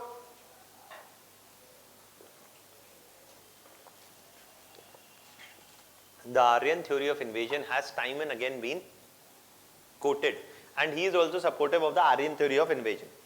आपको ये इसलिए पता होना चाहिए क्योंकि ऐसा statement आ सकता है प्रीलिम्स एग्जाम में. So that Jyotiba Phule supported the Aryan theory of invasion of caste is true. अगले साल वैसे मुझे लगता नहीं है क्वेश्चन, मतलब आने को आ भी सकता है, but there can be a question on the Aryan theory of invasion next year also. Why? Because I mean it may or may not come, but it is definitely in discussion right now intensely. In the Hindu and Express have surprisingly not carried an article right now because the findings are yet to be fully revealed. But the India Today magazine, जो आता है, it carried a front page news about a 4,500-year-old skeleton found in Rakhi Grahi, which is a Harappan site, right? A 4,500-year-old skeleton found in Rakhi Grahi has been subjected to a DNA analysis to match its origin, as to trace his origin, whom is he more genetically closer to. It's a complex study. So basically, some of its early, not its early findings, almost the findings have been finalized, but have not been completely released right now. It is a study partly funded by the government of India along with other international organizations, carried out by some of the scholars from Pune University, etc. And the India Today carried a full page cover story on this, as to that this the findings are yet to be completely revealed. लेकिन आप ये cover story थोड़ा सा देख लीजिएगा, वैसे आ ही जाएगा एक आध महीने में और in the newspaper, is basically because these are considered very sensitive findings, because it is presumably the conclusion of this. मैंने पढ़ा, काफी लंबी थी, तो थोड़े समय के बाद मुझे समझना आना बंद हो गया. Okay, so they've used such complex jargon that after a point I could not understand what they're trying to say. But the end conclusion, partly of this study, is that this skeleton, genetic composition wise, of this individual seemed more closer to the tribes of Kerala than to North Indian skeletons. Partly emphasizing what? Partly offering support for the Aryan theory of invasion. That those who were the so-called Aryans are the ones who came from outside the region, and those who were the Harappans were the ones who were subjected to an invasion from outside the region. So इसकी बहुत सारी implications है. Okay, and but ultimately the full findings are yet to be released. अभी जब आएगा तो बड़े लोग अपने views देंगे, मेरी समझ के बाहर है. But ultimately, no, this is the work that paleontologists, historians, etc. can only understand, and to what extent findings are dependable, etc. Right? So, but this is something जो आप news में जब भी आएगा ही आएगा. These findings are being put on hold because the government has not given permission, and many argue that it is because of the elections, etc. Okay, that because this is going to have a lot of political ramification of whether Harappans were Indians or not, or who are upper caste, etc. ये सारा वो सारा वैसे भी आप election के time में, these are sensitive things. So if and when the results are published, which will be obviously sooner than later before your exams, इसमें कुछ gene sets they have identified. वो gene वीन के नाम आपको prelims में पूछ सकते हैं science and tech में. Okay, so that is why just a brief understanding of this is something which is useful. The world of paleontology has gone abuzz. Anthropology, paleontology, ये सारे लोग बहुत अभी interested हैं इस finding में. हमारी तो I don't know, I can't understand. So never paid too much emphasis also on where we originated from. The bigger question is, why did we originate? So basically, he supported the Aryan theory of invasion to explain the origin of caste. Now, one of the lifelong associates of Jyotiba Phule was also Savitribai Phule. She was the first woman to establish a school for what? Women education.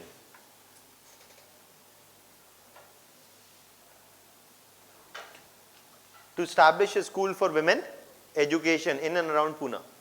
Okay. So again, Jyotiba Phule and Savitribai Phule both are considered as anti-caste reformers who argued for improving the position of the lower caste groups, who supported the Aryan theory of invasion, who argued for the abolition of caste, and who were both the agents as well as the subjects of social change, and aimed to bring more urgency to many a number of matters.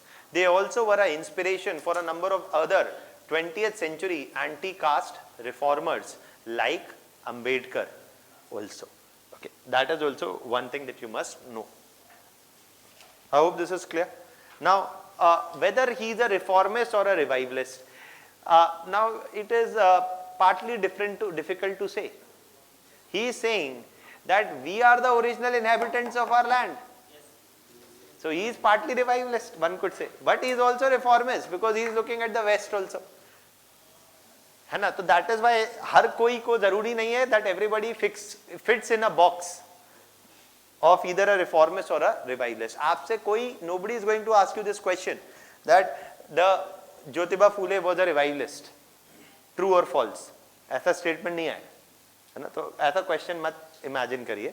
So these kind of statements will not come. Rather, statements will come around books they wrote, plays they wrote, issues they picked up, etc.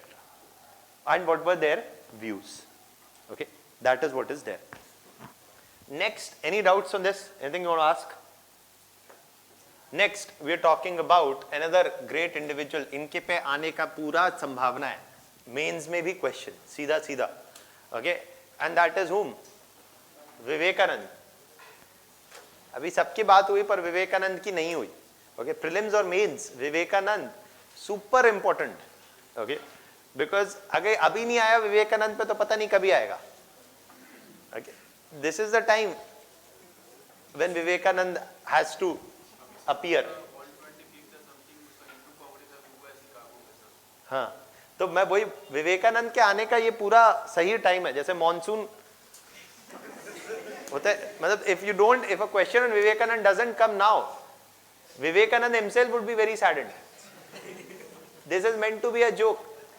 Do not take offense. Okay.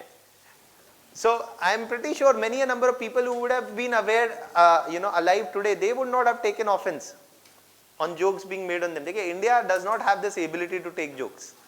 So I am sorry if I have offended somebody. तो हम बिल्कुल नहीं, अच्छा ही बोल रहे. Okay. Vivekanand is very important from your examination because many a number of Indian nationalists, including Gandhi, Nehru, Bose, Tagore, all of them, many a number of them argued that Vivekanand brought what? A confidence in Indian nationalism, asserted partly India's own past, and and his ideas and teachings and speeches were instilled a certain sense of self-confidence amongst Indians. So many Indian nationalists themselves argued that they derived a lot of inspiration from the speeches and works of Vivekanand. Okay, so he's not a small figure. He is considered by many as a very influential figure in the late 19th century India. Okay, now Vivekanand, पहले जो आपको prelims के लिए कुछ चीजें, and this also you can write with me. Okay, Vivekanand was a disciple of Ramakrishna.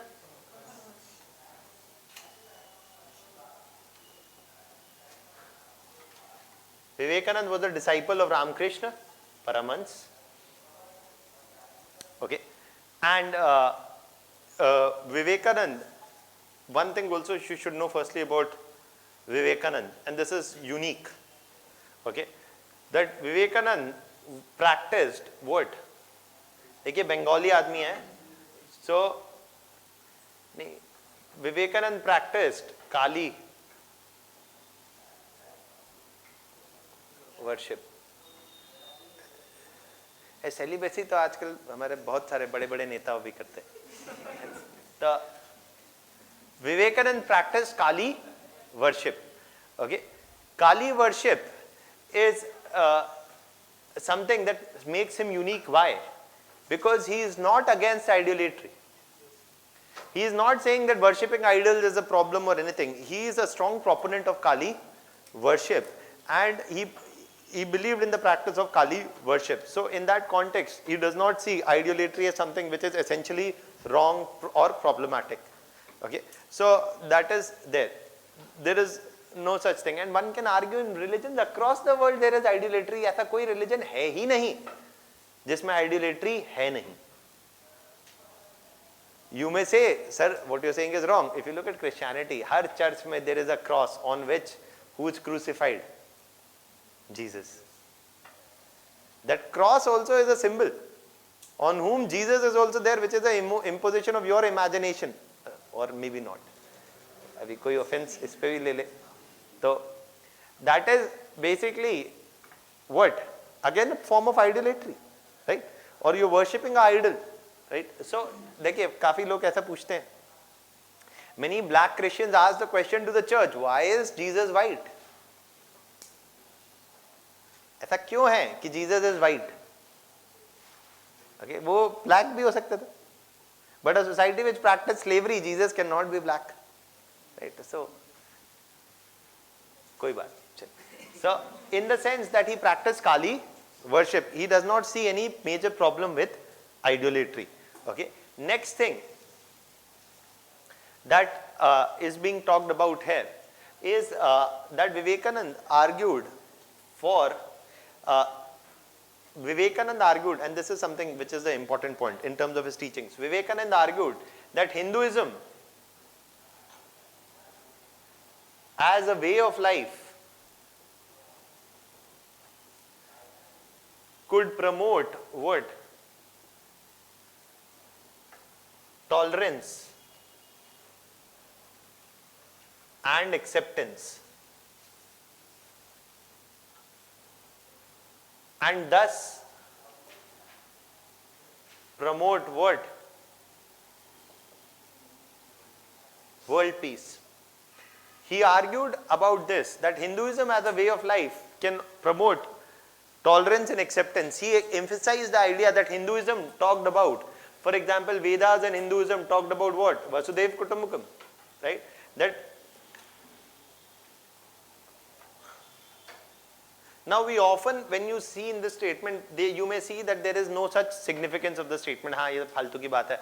What he's saying is okay. What's the big deal about what he's saying? Okay, but he is saying this in the Parliament of World Religions.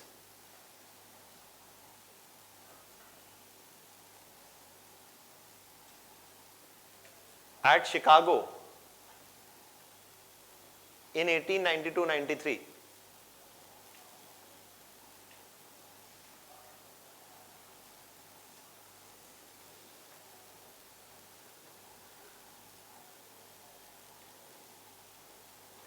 And it is in this speech that he is making this statement. What is the significance of this statement made in this speech at this time is that he was not an invited speaker in the conference. He was an uninvited speaker, because in the Parliament of World Religions, Hinduism was not even invited.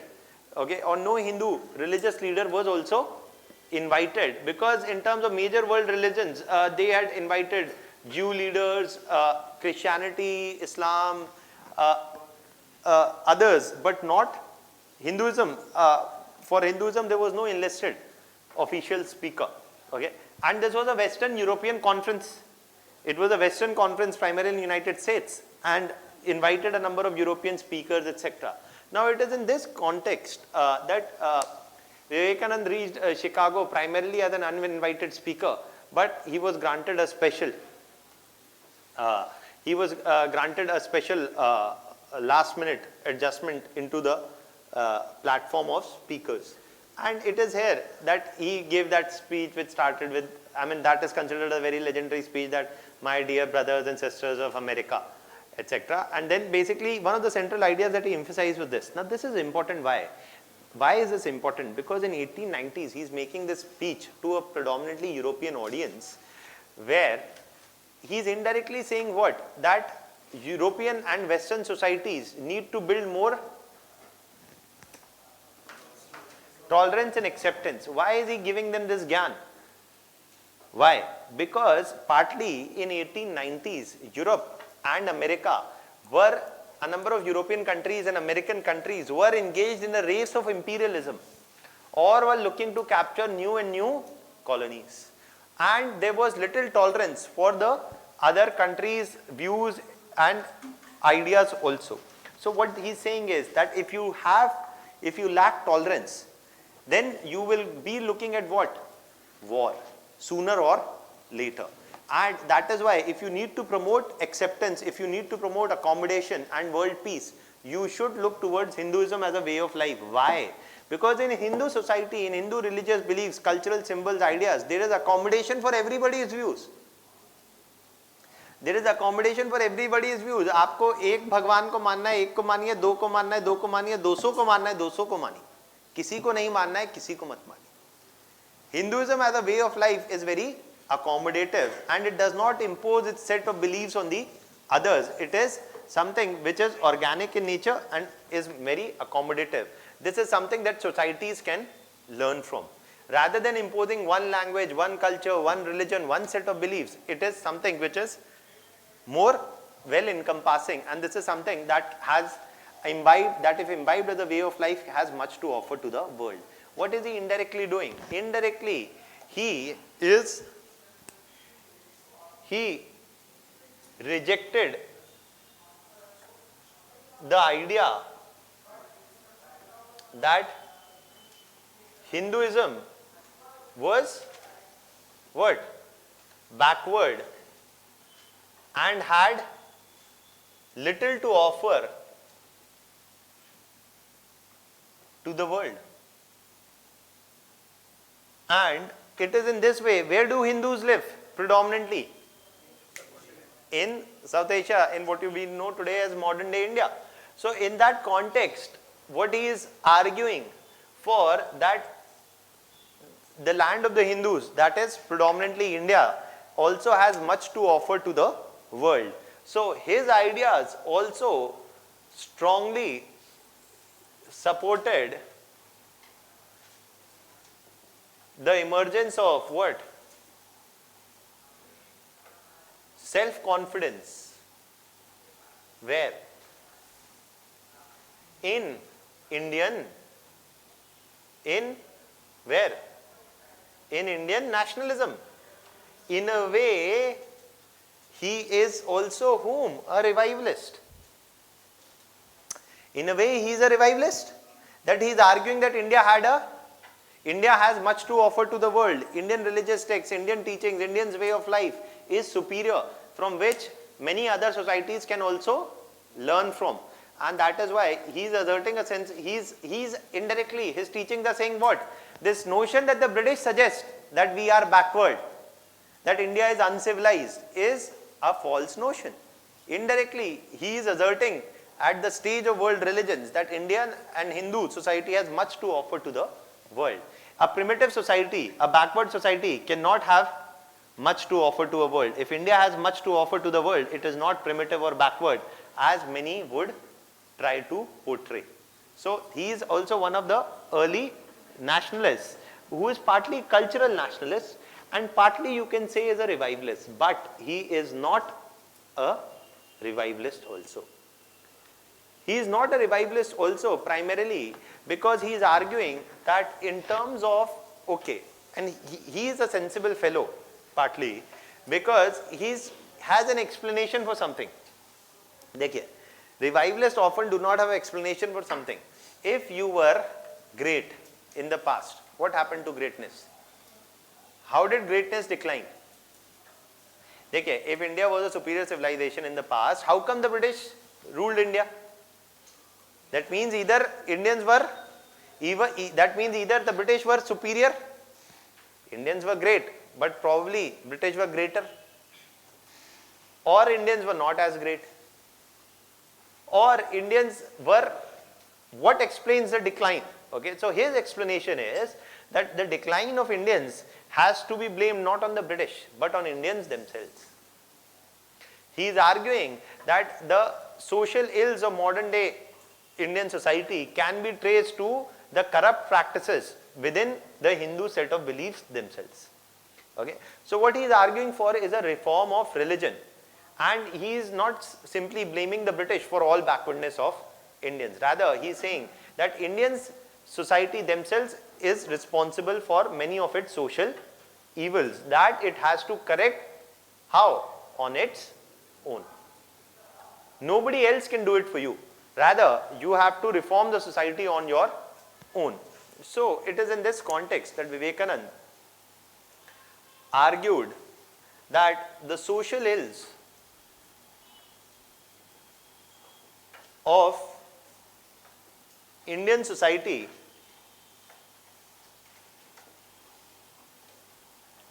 was due to the corrupt practices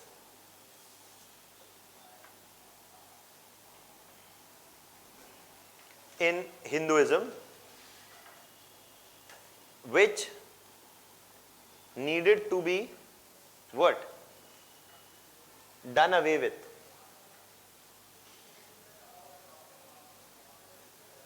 So, which needed to be done away with. So, he is doing what? He is also arguing for social reforms. Vivekanand also supported abolition of child marriage,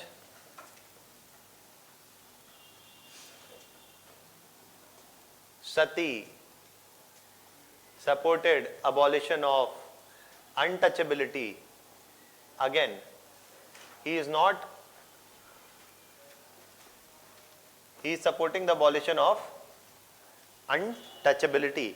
He is not talking directly about the abolition of caste system or something, but he is talking about the abolition of untouchability. He is also saying that the Varna system is not wrong as long as it is open and free, allows mobility, etc. As long as there is a system which allows mobility, is not hereditary, rigid or fixed, there is no problem, but untouchability must be done away with. So, he is also making some of these statements. Okay.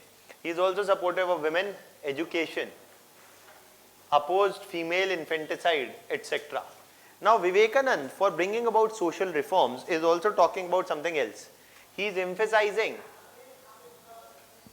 how will these social reforms will be brought about. He is not looking to the British for any help. He is not like a other reformist also who is looking to whom? British. He is saying that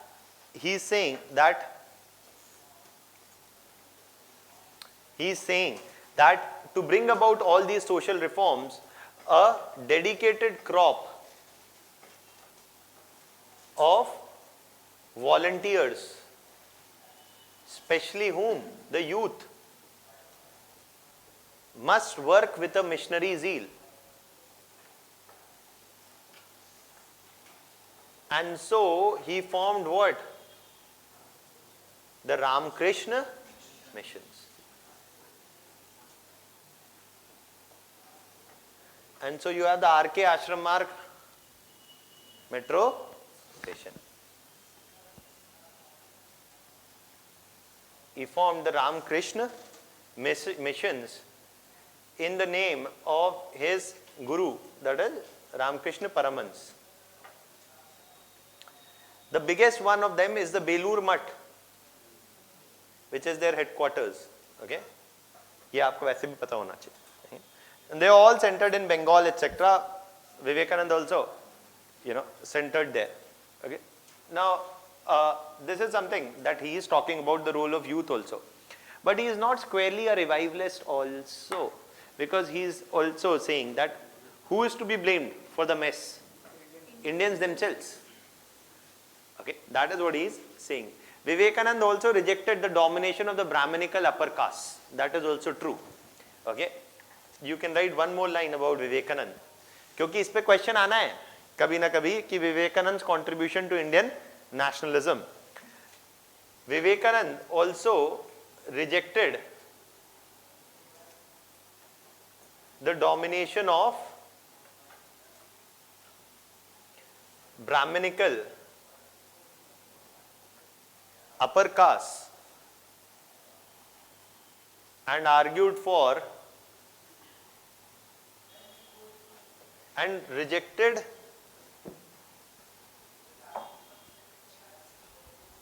otherworldly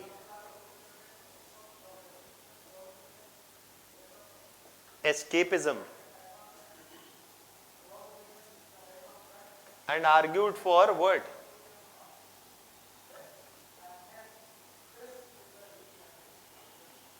Social change. Now, ये point का क्या मतलब है? Otherworldly escapism. Okay, we'll just come to it in a minute. But thus, in this way, Vivekananda's ideas instilled what? A sense of confidence amongst Indian nationalists. You see, so one of the conclusions that we can say for Vivekanand is that he is instilling what? What is his significance? That he is instilling he instilled a sense of self-confidence amongst Indian nationalists, and this is many Indians nationalists later quoted that they were deeply inspired by deeply inspired by Vivekanand's ideas. Like Gandhi, like Nehru, all of them often quoted that Ambedkar was an inspiration for them. Secondly, he rejected what? The assertions of British supremacy. And thirdly, he is also doing what? He rejected the assertions of British supremacy, and thirdly, he is also arguing for positive social change. That are his contributions to the growth of Indian nationalism and social reforms. ये क्या है? Rejected otherworldly escapism. देखिए, everybody's written this. Rejected the assertions of British supremacy and instilled a sense of self-confidence amongst Indian nationalists, and also brought about constructive social change. इसके बारे में हम लिख ही चुके हैं. That is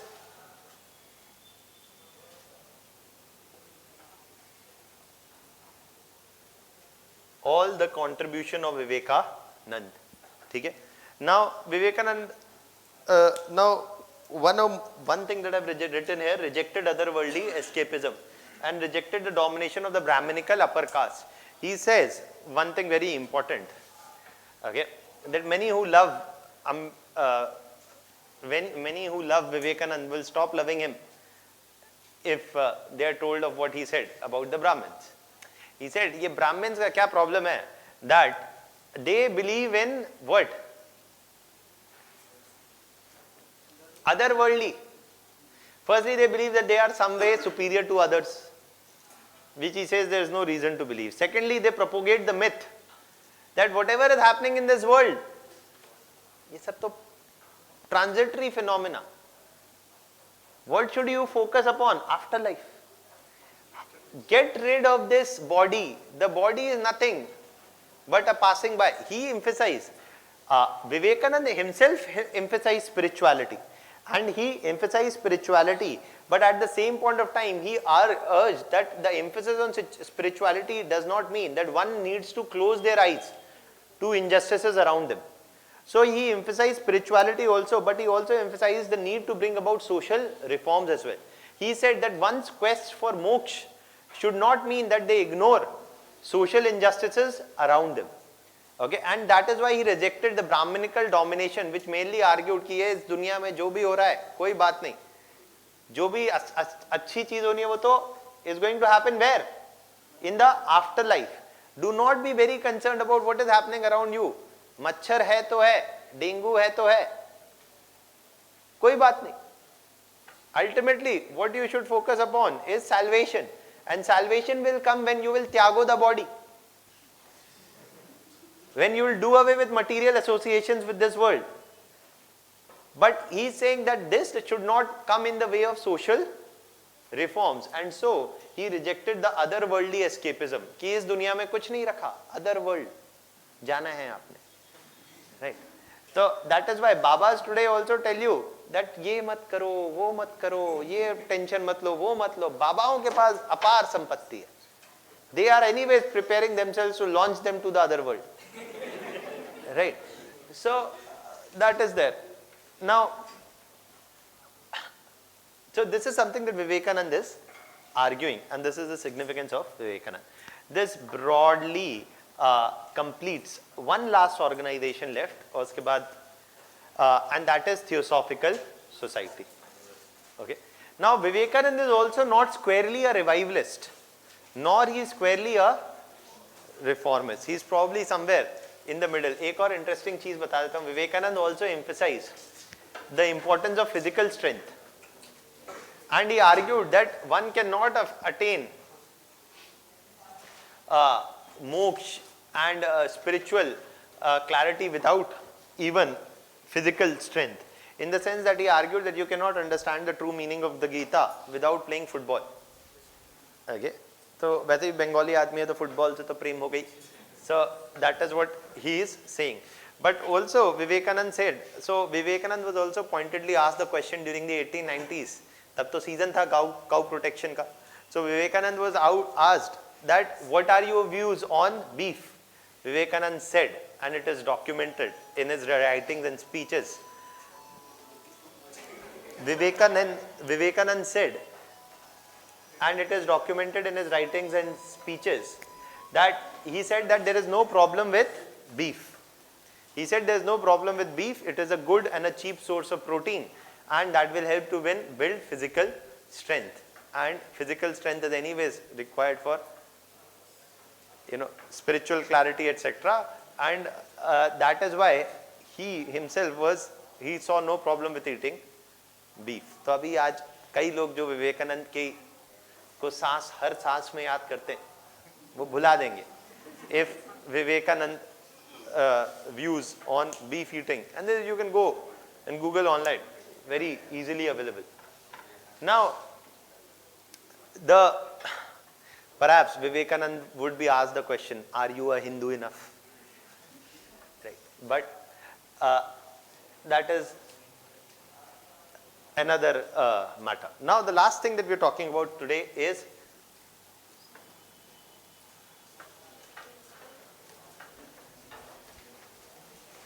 ये important है also. It has also, मैं जितना पढ़ा रहा हूँ आपको, either it has been asked or it is very important and can be asked. I am not discussing any organization which is less important. All are very important. Yes. Yes. They obviously know about it, but you obviously ignore what is inconvenient for you, and you propagate what is convenient for you. That is what is propaganda. That is what is propaganda. You hide something that is inconvenient for you, and you propagate those ideas in the name of the individual which are convenient for you. Right? So he also said that Hinduism as a way of life is important because it promotes, and it can be a message for world peace because it promotes tolerance and acceptance. अभी हमने in जोड़ दिया है उन सबके सामने. Intolerance. है ना? So ऐसा तो कुछ नहीं है कि anyways they are very big followers of Vivekanand also. But कोई बात नहीं. So Theosophical Society was formed by Olcott and Blavatsky.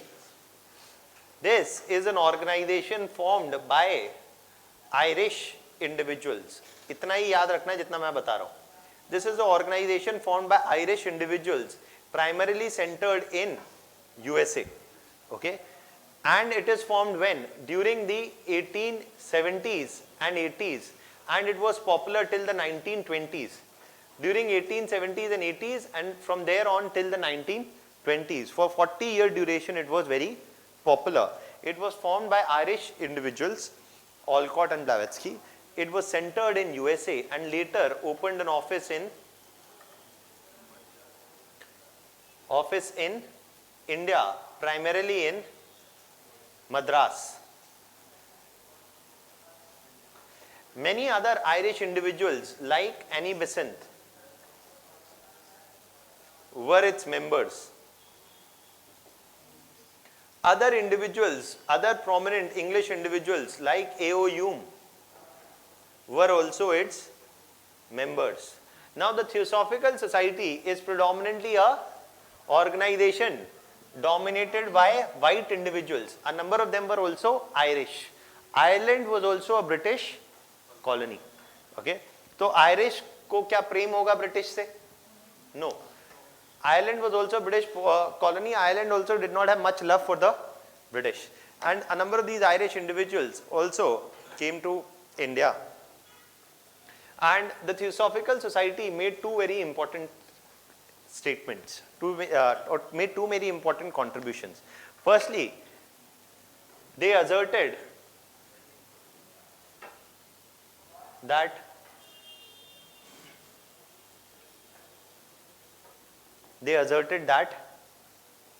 Indian religious texts,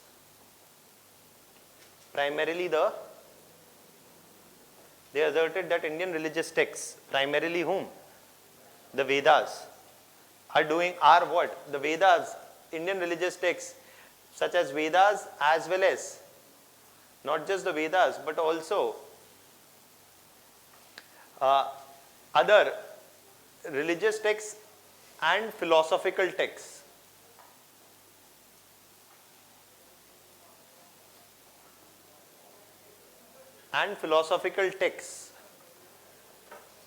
Indian religious texts as well as philosophical texts, primarily the wisdom of Himalayan sages.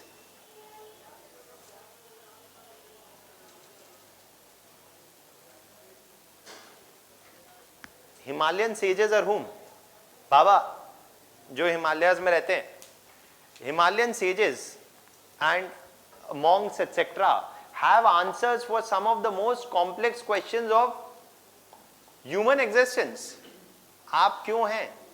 जीवन का क्या उद्देश्य है? What is the purpose of life? Why are you born? What explains human existence? What is happiness? ये सारे ज्ञान वाली बातें. ये सारा ज्ञान is there where? In Indian philosophical traditions. What is the best way to lead one's life? All these kind of questions are answers for some of the most complex questions of human existence. Can be found amongst Indian philosophical texts, Indian religious texts also, primarily, and also amongst the monks who live in the Himalayas. And so what are they saying? Is India primitive? What are they saying? By saying this, are they saying India is primitive? No. They are arguing that perhaps there is much wisdom in the texts, in the beliefs, and in the text beliefs and in the ideas within India. So are they arguing that India is primitive? No. ये आपसे prelims में ही पूछा जाएगा Theosophical Society और कहीं. That they rejected the idea that Indian religious and philosophical texts are primitive or backward. So this is what you need to remember. They rejected the idea that Indian religious texts or beliefs are what? They rejected the idea that Indian religious texts or beliefs are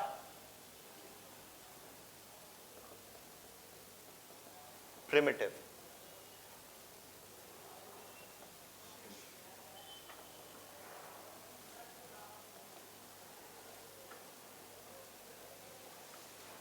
So they rejected this idea. The second thing is, and another thing what is unique is, एक तो ये सिर्फ ये नहीं कह रहे हैं कि इंडियन, ये तो बहुत लोग कह रहे थे, विवेकानंद भी कह रहे थे, but ये कौन है? गोरे. They are white individuals who are saying, Vivekananda is an Indian, he is saying Indians are great, तो उसमें क्या बात है? But they are white individuals who are coming to India and then saying कि अरे ये तो great है. So this is what? This is indirectly challenging whose ideas? British ideas. That the white man's burden. So many a number of their statements are actually challenging the whole narrative of the white man's burden. That is something that often the British were very keen to propagate. And the second thing that they are doing,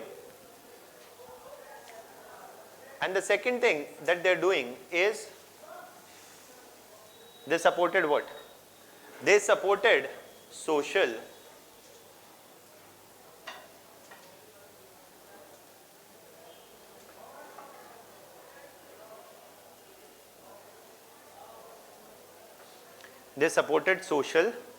reforms, such as other social reformers. They also supported social reforms, whether it is on education, sati, female infanticide, child marriage, etc.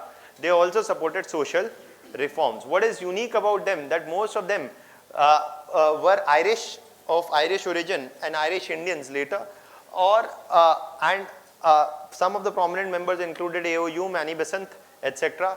They rejected the idea that Indian culture and beliefs were essentially primitive, and they rejected the idea of the white man's burden also. ये सब आपको पता होना चाहिए from your prelims point of view. The statement, question 1 came on Theosophical Society, one of the statements was that the Theosophical Society was formed by Annie Besant. No, she is only a member.